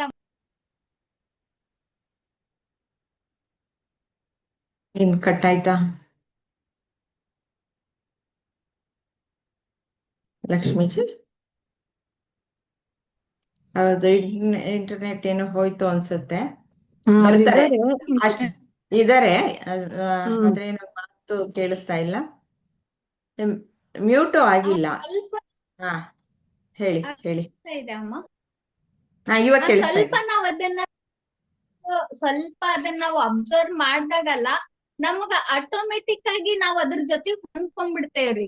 ಅದು ನಮ್ಗ ಅವಾಗ ಇರಿಟೇಷನ್ ಅಂತ ಅನ್ಸಂಗಿಲ್ಲ ಅಂತ ಹೇಳಿ ನನಗ್ ಹಂಗ ಅನಿಸ್ತು ಅಮ್ಮ. ಅದ ತರ ಜೀವನದೊಳಗ ನಮ್ಗ ಸುಖ ದುಃಖ ರಗಡ್ ಬರ್ತಾವ್ರಿ ಜೀವನದೊಳಗ. ಸುಖ ಬಂದಾಗ ಜಾಸ್ತಿ ಖುಷಿ ಆಗೋದಾಗ್ಲಿ ಅಥವಾ ದುಃಖ ಬಂದಾಗ ಬಾಳ ಕುಗ್ಗದಾಗ್ಲಿ ಮಾಡ್ಲಾರ್ದನ ಎರಡೂ ಒಂದ ಅಂತಂದ್ ಹೇಳಿ ನಾವು. ಹಲೋ, ಕೇಳಿಸ್ತಾ ಇದೆ, ಹೇಳಿ. ಎರಡೂನು ನಾವು ಸಮನಾಗಿ ನೋಡ್ಕೊಂತ ಹೋದಾಗ ಬಹಳ ಚಲೋ ಇರ್ತೇವಿ ಅಂತ ಹೇಳಿ ನಮಗ ಅದೊಂದು ಆತ್ಮ ಸಾಕ್ಷಾತ್ಕಾರಕ್ಕ ದಾರಿ ತೋರಿಸ್ತಾ ಐತಿ ಅಂತ ಹೇಳಿ ನನಗ್ ಹಂಗ ಅನಿಸ್ತು ಅಮ್ಮ. ಇಲ್ಲೇ ಗುರುಜಿ ಒಂದು ಬಸ್ಸಿಂದ ಎಕ್ಸಾಂಪಲ್ ಕೊಟ್ಟಾರ್ರಿ. ಓಲೋ ಬಸ್ಸು ಸಾದಾ ಬಸ್ಸಿಂದ. ಓಲೋ ಬಸ್ಸಿಗೂ ಸಾದಾ ಡಿಫ್ರೆನ್ಸ್ ಐತಿ ಅಂದ್ರ ಅದ್ರೊಳಗ್ ಶಾಕ್ ಅಬ್ಸರ್ವರ್ ಇರ್ತೈತಿ ಓಲಾ ಬಸ್ನೊಳಗ. ಅದಕ್ ನಿಮ್ದು ಜರ್ನಿ ಸ್ಮೂತ್ ಇರ್ತೈತಿ ಅಂತಂದ್ ಹೇಳಿ ಹೇಳ್ಕೊಟ್ಟಾರ್ರಿ. ಅದ ತರ ಹೌದು. ನಮ್ ಜೀವನದೊಳಗ ಅವು ನಮ್ದು ದಿನನಿತ್ಯದ ಜೀವನದೊಳಗ ಆಗಿಲ್ರಿ. ನಾವ್ ಅದನ್ನ ಶಾಕ್ ಅಬ್ಸರ್ವರ್ ನಮ್ ಒಳಗ್ ನಾವ್ ತಗೊಂಡಾಗ ನಮ್ ಜರ್ನಿನು ಬಹಳ ಸೇಫ್ ಆಗಿರ್ತೈತಿ ಅಮ್ಮ. ಮುಂಜಾನಿಂದ ಸಂಜೆವರೆಗೂ ನಾವ್ ಅಬ್ಸರ್ವ್ ಮಾಡಿ ಅದನ್ನ ಕರೆಕ್ಟ್ ಆಗಿ ಬ್ಯಾಲೆನ್ಸ್ ಮಾಡ್ಕೊಂಡ್ ಹೋದ್ವಿ ಅಂತಂದ್ ಹೇಳಿದ್ರ ಇಡೀ ಲೈಫ್ ಶಾಕ್ ಅಬ್ಸರ್ವರ್ ನಾವು ತಗೊಂಡಾಗ ನಮ್ದು ಆಟೋಮೆಟಿಕ್ ಜರ್ನಿ ಚೆನ್ನಾಗಿರ್ತೈತಿ ಅಂತಂದ್ ಹೇಳಿ ಹಂಗ ಅನ್ನಿಸ್ತು ಅಮ್ಮ. ಇದೊಂದು ಆತ್ಮ ಸಾಕ್ಷಾತ್ ಕಾರ್ಯ ಅಂತಂದ್ ಹೇಳಿ ನನಗ ಹಂಗ ಅನ್ನಿಸ್ತು ಅಮ್ಮ. ಧನ್ಯವಾದ ಅಮ್ಮ. ತಿತಿಕ್ಷಾ ಅನ್ನೋದು ಬಹಳ ಮುಖ್ಯವಾದದ್ದು ನಮ್ಮ ಜೀವನದಲ್ಲಿ ಇರಬೇಕು. ನಾವು ಆತ್ಮಜ್ಞಾನದ ಕಡೆಗೆ ಹೋಗ್ತೀವಿ ಅಂತಾನೆ ಅಲ್ಲ, ನಾವು ಜೀವನವನ್ನ ಸುಗಮವಾಗಿ ನಡೆಸಬೇಕು ಅಂತಂದ್ರೆ ತಿತಿಕ್ಷಾ ಇಲ್ಲ ಅಂತಂದ್ರೆ ಮಿಸರಬಲ್ ಲೈಫ್. ಖಂಡಿತ ತಿತಿಕ್ಷಾ ಅನ್ನೋದು ಇದ್ದೇ ಇರಬೇಕಾಗತ್ತೆ. ಸಾವಿತ್ರಿಜಿ, ನಿಮ್ಮ ಅನಿಸಿಕೆಯನ್ನು ಹಂಚ್ಕೊಳ್ತೀರಾ? ಲಕ್ಷ್ಮಿ ಅಮ್ಮ ಎಲ್ಲ ಕರೆಕ್ಟ್ ಆಗಿ ಚೆನ್ನಾಗೇ ಹೇಳಿದ್ದಾರೆ ಲಕ್ಷ್ಮಿ ಅಮ್ಮ. ತಿತಿಕ್ಷಾ ಅಂದ್ರೆ ಸಹಿಸ್ಕೊಳ್ಳೋದು ಅಂತ ಗುರುಜಿಯವರು ಚೆನ್ನಾಗಿ ವಿವರಿಸಿದ್ದಾರೆ. ಅದೇ ವಿವರಿಸಿದ್ದಾರೆ. ಅಂದ್ರೆ ನಮ್ಗೆ ವಾತಾವರಣ ಚೇಂಜ್ ಆಗ್ತಾ ಇರತ್ತಲ್ವಾ, ಬಿಸಿಲು ಮಳೆ ಸೆಕೆ ನಿಂತೇ ಇರ್ಬೇಕಾಗತ್ತೆ. ಒಂದೊಂದ್ಸಲಿ ನಮ್ಗೆ ಕಿರಿಕಿರಿ ಆಗತ್ತೆ. ಅಂತವೆಲ್ಲಾನು ನಾವು ಸಹಿಸ್ಕೊಂಡು ಹೋಗೋವಂತದ್ದು ಅಂತ. ಆದ್ರೆ ಆಧ್ಯಾತ್ಮಿಕವಾಗಿ ಅನ್ನೋದನ್ನ ಹೇಳ್ತಾ ಇದ್ದಾರೆ ನಮ್ಗೆ. ಈ ಆಧ್ಯಾತ್ಮಿಕ ಅನ್ನೋದು ಅದರಲ್ಲಿ ಇದೆ, ಶಾಂತತೆ ಇದೆ ಅದರಲ್ಲಿ ಅಂತ ಒಂದು ನಿಲ್ಬೋದು. ಇದು ನನ್ಗೆ ಇದರಿಂದ ಈ ಸತ್ಸಂಗ ಆಗಿರ್ಬೋದು, ಪ್ರಭುಜಿ ಇವರು ಹೇಳಿರ್ತಕ್ಕಂಥ ಇವಾಗ ಆ ಅವ್ರು ತಿಳಿಸ್ಕೊಟ್ಟಂತ ವಿಷಯ ಆಗಿರ್ಬೋದು, ಅದರಲ್ಲಿ ನನಗೆ ನಿಲ್ಲುವಂತ ಶಕ್ತಿ ಕೂಡ ಬರುತ್ತೆ. ತಿತಿಕ್ಷೆ ಅಂತಂದ್ರೆ ಶಾಶ್ವತವಾದ್ದು ಇದೆ, ಅದರಲ್ಲಿ ಆನಂದ ಸಿಗತ್ತೆ ಅಂತ.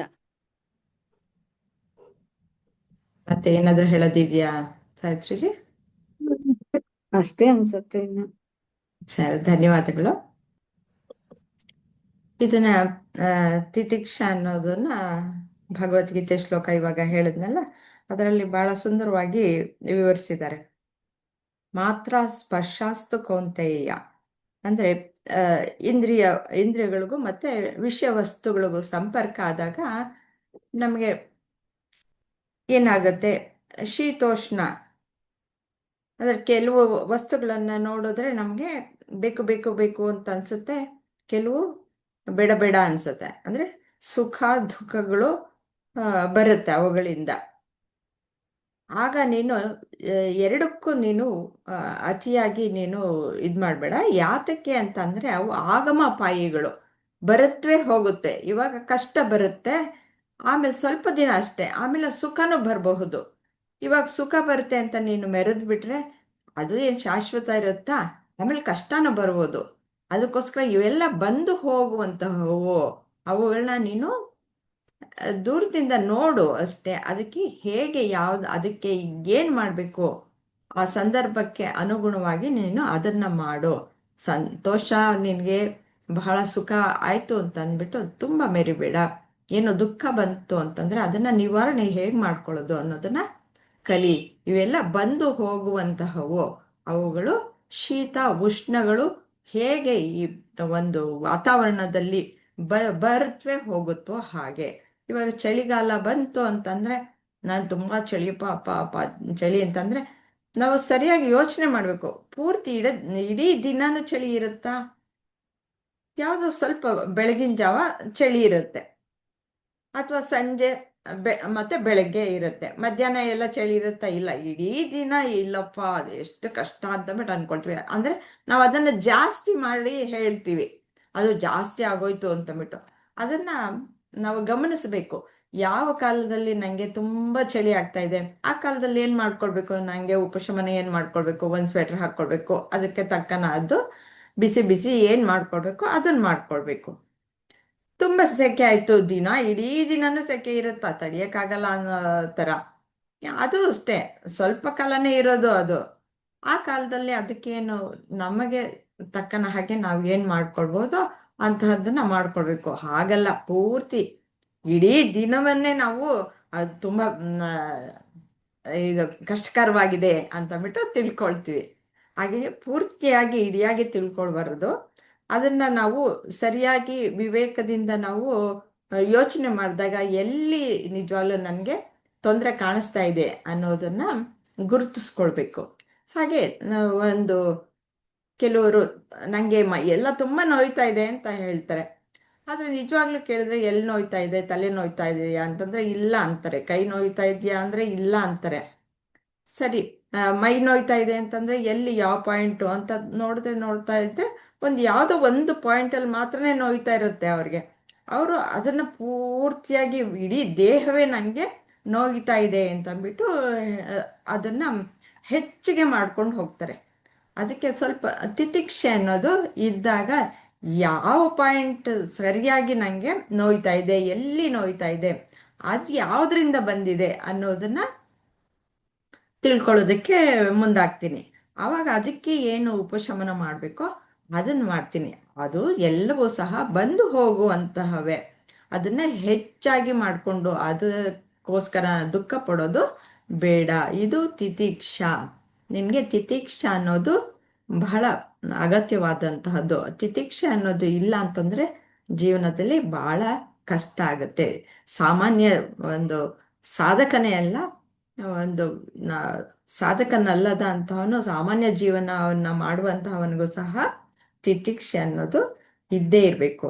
ಅಂದ್ರೆ ಒಬ್ಬ ಸಾಧಕನಿಗೆ ಆ ಒಂದು ಸಂಪತ್ತು ಅನ್ನೋದು ಬಂದ್ರೆ ಮುಂದೆ ಸಾಧನೆಗೆ ಸಾಧ್ಯ ಆಗುತ್ತೆ. ಇಲ್ಲ ಅಂತಂದ್ರೆ ಅವನು ಸಾಧನೆಯ ಮಾರ್ಗದಲ್ಲಿ ಬರುವಂತಹ ಎಡರು ತೊಡರುಗಳನ್ನ ಅವನು ಎದುರಿಸಕ್ಕೆ ಸಾಧ್ಯ ಆಗಲ್ಲ. ನಾವು ಇದರ ದಮ ಮತ್ತು ತಿತಿಕ್ಷ ಇವು ಎರಡನ್ನೂ ಸಹ ಸರ್ ಪದ್ಮಾಜಿ ಚೆನ್ನಾಗಿ ಹೇಳ್ಕೊಟ್ಟಿದ್ದೀರಾ. ತಿಳ್ಕೊಳ್ಳಿ. ತಿತಿಕ್ಷಾ ಬಗ್ಗೆ ಚೆನ್ನಾಗಿ ವಿವರಣೆ ಕೊಟ್ಟಿದ್ದೀರಾ. ಧನ್ಯವಾದಗಳು. ಧನ್ಯವಾದ ನಿಮ್ಗೆ. ಸರ್ ಇದಾರಪ್ಪ, ಚೆನ್ನಾಗಿ ಸರ್ ಹೇಳಿದ್ರಿ. ಹೇಳ್ತಾರೆ. ಅಲ್ಲ, ಧನ್ಯವಾದಗಳು. ಚೆನ್ನಾಗಿ ಹೇಳಿದ್ರಿ. ಸರ್ ಇವೆರಡರ ಬಗ್ಗೆನೂ ತಾವು ತಿಳಿಸ್ಕೊಡ್ತೀರಾ? ಯಾ ಈಗ ದಮ ಅಂತಂದ್ರೆ ನೀವೆಲ್ಲ ಆಗ್ಲೇ ಹೇಳಿದಾಗೆ ಇಂದ್ರಿಯ ನಿಗ್ರಹ. ಬೇರೆ ಬೇರೆ ರೀತಿಯಲ್ಲಿ ಎಲ್ಲ ಬಹಳ ಉತ್ತಮವಾಗಿರೋ ಉದಾಹರಣೆನೇ ಕೊಟ್ಟಿದ್ದೀರಾ. ಇನ್ನು ಒಂದು ಉದಾಹರಣೆ ಕೊಡಬೇಕು ಅಂತಂದ್ರೆ, ಈಗ ಚಳಿ ಇದೆ ಅಂತ ಅನ್ಕೊಳ್ಳೋಣ. ಚಳಿ ಇದ್ದಾಗ ನಾನು ಶಮ ಅಂದರೆ ಚಳಿ ಅನ್ನೋದನ್ನ ಯಾವ ರೀತಿಯಲ್ಲಿ ಅದ್ರ ಜೊತೆ ಹೊಂದಾಣಿಕೆಯಿಂದ ಇರ್ಬೋದು ಅಂತ ಇದ್ದಾಗ, ನಾನು ತುಂಬಾ ಚಳಿ ಇರೋ ಜಾಗದಲ್ಲೂ ಸಹ ಕೇವಲ ನನ್ನ ದೇಹ, ನನ್ನ ಮನಸ್ಸುಗಳ ನಿಗ್ರಹದಿಂದ ನಾನು ಆರಾಮಾಗಿರ್ಲಿಕ್ಕೆ ಸಾಧ್ಯ. ಇನ್ನೂ ಒಂದು ಮುಂದುವರೆದ ಹಂತದಲ್ಲಿ ಚಳಿ ಅನ್ನೋದ್ರ ಜೊತೆ ಒಂದು ಸಂಪೂರ್ಣ ಸಂಬಂಧವನ್ನು ಸೃಷ್ಟಿ ಮಾಡ್ಕೊಂಡ್ಬಿಟ್ಟಾಗ ನಾನು ಬೇರೆ ಎಲ್ಲ, ಚಳಿ ಬೇರೆ ಎಲ್ಲ ಆಗ್ಬಿಡುತ್ತೆ. ಆದರೆ ದಮ ಏನು, ಆ ಒಂದು ಹಂತಕ್ಕೆ ಬರ್ಲಿಕ್ಕೆ ಮುಂಚೆ ಚಳಿ ಆಗ್ತಾ ಇದೆ ಅಂತಂದ್ರೆ ಏನು ಮಾಡಬೇಕು? ಸ್ವೆಟ್ರ್ ಹಾಕ್ಕೊಳ್ಬೇಕು ಅಷ್ಟೇ. ಸ್ವೆಟ್ರ್ ಹಾಕ್ಕೊಂಡಾಗ ಚಳಿ ತಾನಾಗಿ ನಿಲ್ಲುತ್ತೆ, ಸ್ವಲ್ಪ ದೇಹದಲ್ಲಿ ಶಾಖ ಜಾಸ್ತಿ ಆಗುತ್ತೆ. ಹಾಗೆ ದಮ ಅಂತಂದರೆ ಯಾವುದೋ ಒಂದು ನನ್ನನ್ನು ಕೆರಳಿಸ್ತಾ ಇದೆ, ಯಾವುದೋ ಒಂದ್ರ ಮೂಲಕ ನನಗೆ ಅದರಿಂದ ಆ ಚಟದಿಂದ ಹೊರಗೆ ಬರ್ಲಿಕ್ಕೆ ಆಗ್ತಾ ಇಲ್ಲ. ಆಗ ಮೊದಲನೇ ಹಂತದಲ್ಲಿ ದಮ, ಸ್ವಲ್ಪ ಅದರಿಂದ ಬೇರೆಯಾಗಿರೋಣ, ಸ್ವಲ್ಪ ದೂರದಲ್ಲಿರೋಣ. ಅದು ನನ್ನ ಇಂದ್ರಿಯಗಳ ಒಂದು ಗೋಚರಕ್ಕೆ ಬಂದಾಗ ನನಗೆ ಅದರ ಮೇಲ್ಗಡೆ ಆಸಕ್ತಿ ಪುನಃ ಶುರುವಾಗ್ಬಿಡುತ್ತೆ. ಹಾಗಾಗಿ ಸ್ವಲ್ಪ ದೂರದಲ್ಲಿರೋಣ. ಯಾರೋ ಇಬ್ಬರು ತುಂಬ ಕಚ್ಚಾಡ್ತಾ ಇದ್ದಾಗ ಮೊದಲು ಅವರಿಬ್ಬರನ್ನ ಬೇರೆ ಮಾಡ್ತಾರೆ ಅಲ್ವಾ? ಇನ್ನೂ ಕಿಚ್ಚಾಡ್ತಾ ಇದ್ರೆ ನೀನು ಆ ಕಡೆ ಹೋಗಪ್ಪ, ನೀನು ಈ ಕಡೆ ಹೋಗಪ್ಪ ಅಂತ ಹೇಳ್ತಾರೆ. ಎಷ್ಟೋ ಸತಿ ಆಗತ್ತಲ್ಲ, ಗಂಡ ಹೆಂಡತಿ ಜಗಳ ಆಡಿದ್ದಾಗ ಅವ್ರ ಮುಖ ಇವ್ರು ನೋಡಲ್ಲ, ಇವ್ರ ಮುಖ ಅವ್ರು ನೋಡಲ್ಲ. ಅದೇನೋ ಒಂದು ರೀತಿ ದಮ. ಯಾಕೆ ಅವ್ರ ಮುಖ ನೋಡಿದ ತಕ್ಷಣ ಪುನಃ ಮನಸ್ಸು ಕೆರಳ್ಬಿಡುತ್ತೆ, ಎಲ್ಲ ಅದೇ ನೆನಪುಗಳು ಬಂದ್ಬಿಡುತ್ತೆ. ಅದಕ್ಕೆ ಸ್ವಲ್ಪ ಹೊತ್ತು ಆ ಕಡೆ ನೋಡೋದು ಬೇಡ. ಹಾಗೆ ದಮ ಅಂತಂದರೆ ಸ್ವಲ್ಪ ಬೇರ್ಪಡೆ. ಅದು ಸ್ವಲ್ಪ ಜಾಸ್ತಿ ಮನಸ್ಸು ಅನ್ನೋದಕ್ಕೆ ಸ್ವಲ್ಪ ಜಾಸ್ತಿ ಕೆಲಸ ಕೊಡಬೇಕಾಗತ್ತೆ. ಅದು ಸ್ವಲ್ಪ ಶಕ್ತಿ ಪ್ರಯೋಗ ಮಾಡಬೇಕಾಗತ್ತೆ.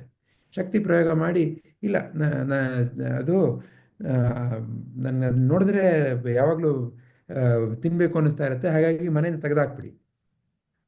ಆ ಥರ ದಮ, ಶಕ್ತಿ ಪ್ರಯೋಗ ಬೇಕಾಗತ್ತೆ. ಮೊದಲನೇ ಹಂತದಲ್ಲಿ ಮಾಡಬೇಕಾಗತ್ತೆ, ಏನು ತೊಂದರೆ ಇಲ್ಲ. ಯಾಕಂದರೆ ಸಹಜವಾಗಿ ಈಗ ಸಕ್ಕರೆ ತಿಂತಾನೇ ಇದ್ದಾಗ ಅದರಿಂದ ನನಗೆ ಮಧುಮೇಹ ಬರುತ್ತೆ ಅಂತ ತಿಳ್ಕೊಂಡ್ಬಿಟ್ಟಾಗ, ಅದರಿಂದ ನನ್ನ ಆರೋಗ್ಯ ಹಾಳಾಗ್ತಾ ಇದೆ ಅಂತ ತಿಳ್ಕೊಂಡ್ಬಿಟ್ಟಾಗ ತಾನಾಗಿ ಬಿಡೋಕ್ಕೆ ಸಾಧ್ಯ. ಆದರೆ ಕೆಲವು ಸರ್ತಿ ಅದು ಆಗಲ್ಲ. ಆವಾಗ ದಮ ಅಂದರೆ ಅದನ್ನು ಸ್ವಲ್ಪ ಬೇರೆ ಮಾಡಿ ಕಟ್ಟುನಿಟ್ಟಿನಿಂದ ಇಟ್ಟು, ಈಗ ಮೊದಲನೇ ಹಂತದಲ್ಲಿ ಅದಕ್ಕೇನೆ ತಾನೇ ಉಪವಾಸ ಮಾಡಿ ಅಂತ ಹೇಳೋದು. ಉಪವಾಸ ಮಾಡಿ ಅಂತಂದ್ರೇನು? ಯಾವಾಗಲೂ ತಿನ್ನೋ ಚಟ ಇದ್ದಾಗ ಸ್ವಲ್ಪ ನಿಗ್ರಹ ಮಾಡಿ, ಸ್ವಲ್ಪ ಹೌದಲ್ವಾ, ಉಪವಾಸ ಮಾಡ್ತಾ ಇದ್ದಾಗ್ಲೂ ನಾನೇನು ನಾಶವಾಗಲಿಲ್ಲ, ಏನೋ ಸ್ವಲ್ಪ ಮಾಡ್ಬೋದು ಅನ್ನೋ ಒಂದು ಮನಸ್ಸಿಗೆ ಸ್ಥೈರ್ಯವನ್ನು ತುಂಬುತ್ತೆ ಅದು. ಆಮೇಲಿಂದ ನಿಧಾನಕ್ಕೆ ಪರವಾಗಿಲ್ಲ ಬಿಡ್ಬೋದು, ಊಟ ಇಲ್ಲದೆ ಪರವಾಗಿಲ್ಲ ಇರ್ತೀನಿ. ಹಾಗೆ ಹಂತ ಹಂತವಾಗಿ ಕಲಿಯೋದಕ್ಕೆ ಅದು ಸಹಾಯ ಮಾಡುತ್ತೆ. ಇನ್ನು ತಿತಿಕ್ಷ ಅಂತಂದರೆ ನೀವೆಲ್ಲ ಆಗಲೇ ಹೇಳಿದಾಗೆ, ನಾವು ಇರೋ ಜೀವನದಲ್ಲಿ ನಮಗೆ ಬೇರೆ ಬೇರೆದು ಬರ್ತಾ ಇರುತ್ತೆ. ಚಳಿ ಮತ್ತು ಸೆಕೆ, ಅಥವಾ ಸೋಲು ಅಥವಾ ಗೆಲುವು. ಹೀಗೆ ಜೀವನದಲ್ಲಿ ಸ್ವಲ್ಪ ನಾವು ಗಮನ ಕೊಟ್ಟು ನೋಡಿದಾಗ ಏನೋ ಎರಡು ರೀತಿನಲ್ಲಿ ಕಾಣಿಸ್ತಾ ಇರುತ್ತೆ. ಅವೆರಡಕ್ಕೂ ಒಂದಕ್ಕೊಂದು ಸಂಬಂಧ ಇರುತ್ತೆ. ಸೋಲಿರೋ ಕಡೆ ಗೆಲುವಿರುತ್ತೆ, ಗೆಲುವಿರೋ ಕಡೆ ಸೋಲಿರುತ್ತೆ ಅಲ್ವಾ? ಚಳಿ ಇರೋ ಕಡೆ ಶಾಖ ಇರುತ್ತೆ, ಶಾಖ ಇರೋ ಕಡೆ ಚಳಿ ಇರುತ್ತೆ ಅಲ್ವಾ? ಮೇಲಿರೋ ಕೆಳಗಡೆ ಕೆಳಗಡೆ ಇರುತ್ತೆ ಅಲ್ವಾ? ಸೊ ಹಾಗೆ ಯಾವುದೋ ಒಂದನ್ನು ಮಾತ್ರ ನಾವು ನೋಡ್ತೀವಿ. ನಮಗೆ ಬರೀ ಬೆಲ್ಲ ಬೇಕು, ಆದರೆ ಬೇವು ಇರುತ್ತೆ ಜೀವನದಲ್ಲಿ. ನಾವು ಯುಗಾದಿನಲ್ಲಿ ಬೇವು ಬೆಲ್ಲ ಎರಡನ್ನೂ ತಿನ್ನಕ್ಕೆ ಅದಕ್ಕೆ ಕಲಿಸ್ಕೊಡೋದು ತಿತಿಕ್ಷ. ಜೀವನದಲ್ಲಿ ಎಲ್ಲ ಬರುತ್ತಪ್ಪ. ಎಲ್ಲನೂ ನೀನು ತಗೊಳಕ್ಕೆ ನೀನು ನಿನ್ನ ಮನಸ್ಸನ್ನು ನೀನು ತಯಾರು ಮಾಡಬೇಕು. ನನಗೆ ಬರೀ ಇದು ಮಾತ್ರ ಬೇಕು, ಇದು ಬೇಡ ಅಂತಂದರೆ ಸಾಧ್ಯ ಇಲ್ಲ. ಯಾಕೆ? ಅದು ಜೀವನದ ಗುಣ. ಬರೀ ನನಗೆ ಹಗಲೇ ಬೇಕು ಅಂತಂದರೆ ಸಾಧ್ಯ ಇಲ್ಲ. ಹಗಲು ರಾತ್ರಿ ಎರಡೂ ಇದೆ. ನಾನು ಯಾವಾಗಲೂ ಎಲ್ಲರೂ ನನ್ನನ್ನು ಹೊಗಳ್ತಾ ಇರಬೇಕು ಅಂತಂದರೆ ಸಾಧ್ಯ ಇಲ್ಲ. ಹಾಗಾದರೆ ನಾನು ಯಾವ ರೀತಿಯಲ್ಲಿ ಇದ್ರ ಮೇಲ್ಗಡೆ ಹೋಗ್ಬೋದು? ಯಾವಾಗ ನಾನು ನನ್ನ ಮನಸ್ಸನ್ನು ಹೊಗಳಿಕೆ ತೆಗಳಿಕೆ ಎರಡಕ್ಕೂ ಸಿದ್ಧ ಮಾಡ್ಕೊಳ್ತೇನೆ, ಯಾವಾಗ ನಾನು ಮನಸ್ಸನ್ನ ಹಗಲು ರಾತ್ರಿಗೆ ತಯಾರು ಮಾಡ್ಕೊಳ್ತೇನೆ, ವಾಯ್ಸ್ ಬ್ರೇಕ್ ತಯಾರು ಆಗಿದೆ. ಮಾಡ್ಕೊಳ್ತೇನೆ,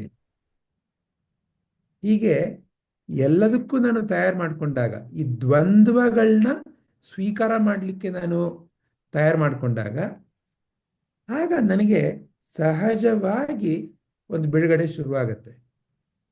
ಈ ರೀತಿ ಒಂದು ಮನಸ್ಸಿನ ಗುಣವನ್ನೇ ತಿತಿಕ್ಷತ್ವ. ಏನೋ ದ್ವಂದ್ವಾಗಿ ಕಾಣಿಸ್ತಾ ಇದೆಯಲ್ಲ, ಎರಡಾಗಿ ಕಾಣಿಸ್ತಾ ಇದೆಯಲ್ಲ, ಏನೋ ಒಂದು, ಅದು ಎರಡನ್ನೂ ನಾನು ಸ್ವೀಕಾರ ಮಾಡ್ತೇನೆ. ಬೇವು ಬೆಲ್ಲ ಎರಡನ್ನೂ ಸ್ವೀಕಾರ ಮಾಡ್ತೇನೆ. ಅಪಮಾನ ಹೊಗಳಿಕೆ ಎರಡನ್ನೂ ಸ್ವೀಕಾರ ಮಾಡ್ತೇನೆ. ತಿತಿಕ್ಷತ್ವ. ಇದರ ಮೂಲಕ ನಾವು ಮನಸ್ಸನ್ನ ಶಾಂತವಾಗಿ ಇಟ್ಕೊಳ್ಳೋದಕ್ಕೆ ಅಭ್ಯಾಸಗಳಿವೆಲ್ಲ. ಆಗ್ಲಾ? ಹರಿ ಓಂ. ಧನ್ಯವಾದಗಳು ಸರ್. ಚೆನ್ನಾಗಿ ತಿಳಿಸ್ಕೊಟ್ಟಿದ್ದೀರಾ ಸರ್. ಧನ್ಯವಾದ ಸರ್. ಇವತ್ತಿಗೆ ಮುಗಿಸೋಣ ಸರ್ ಇಲ್ಲಿಗೆ. ಆಗ್ಲಿಮ್ಮ, ಆಗ್ಲಿಮ್ಮ.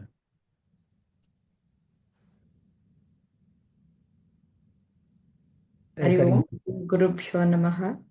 ಶ್ರೀಕೃಷ್ಣಾರ್ಪಣಮಸ್ತು.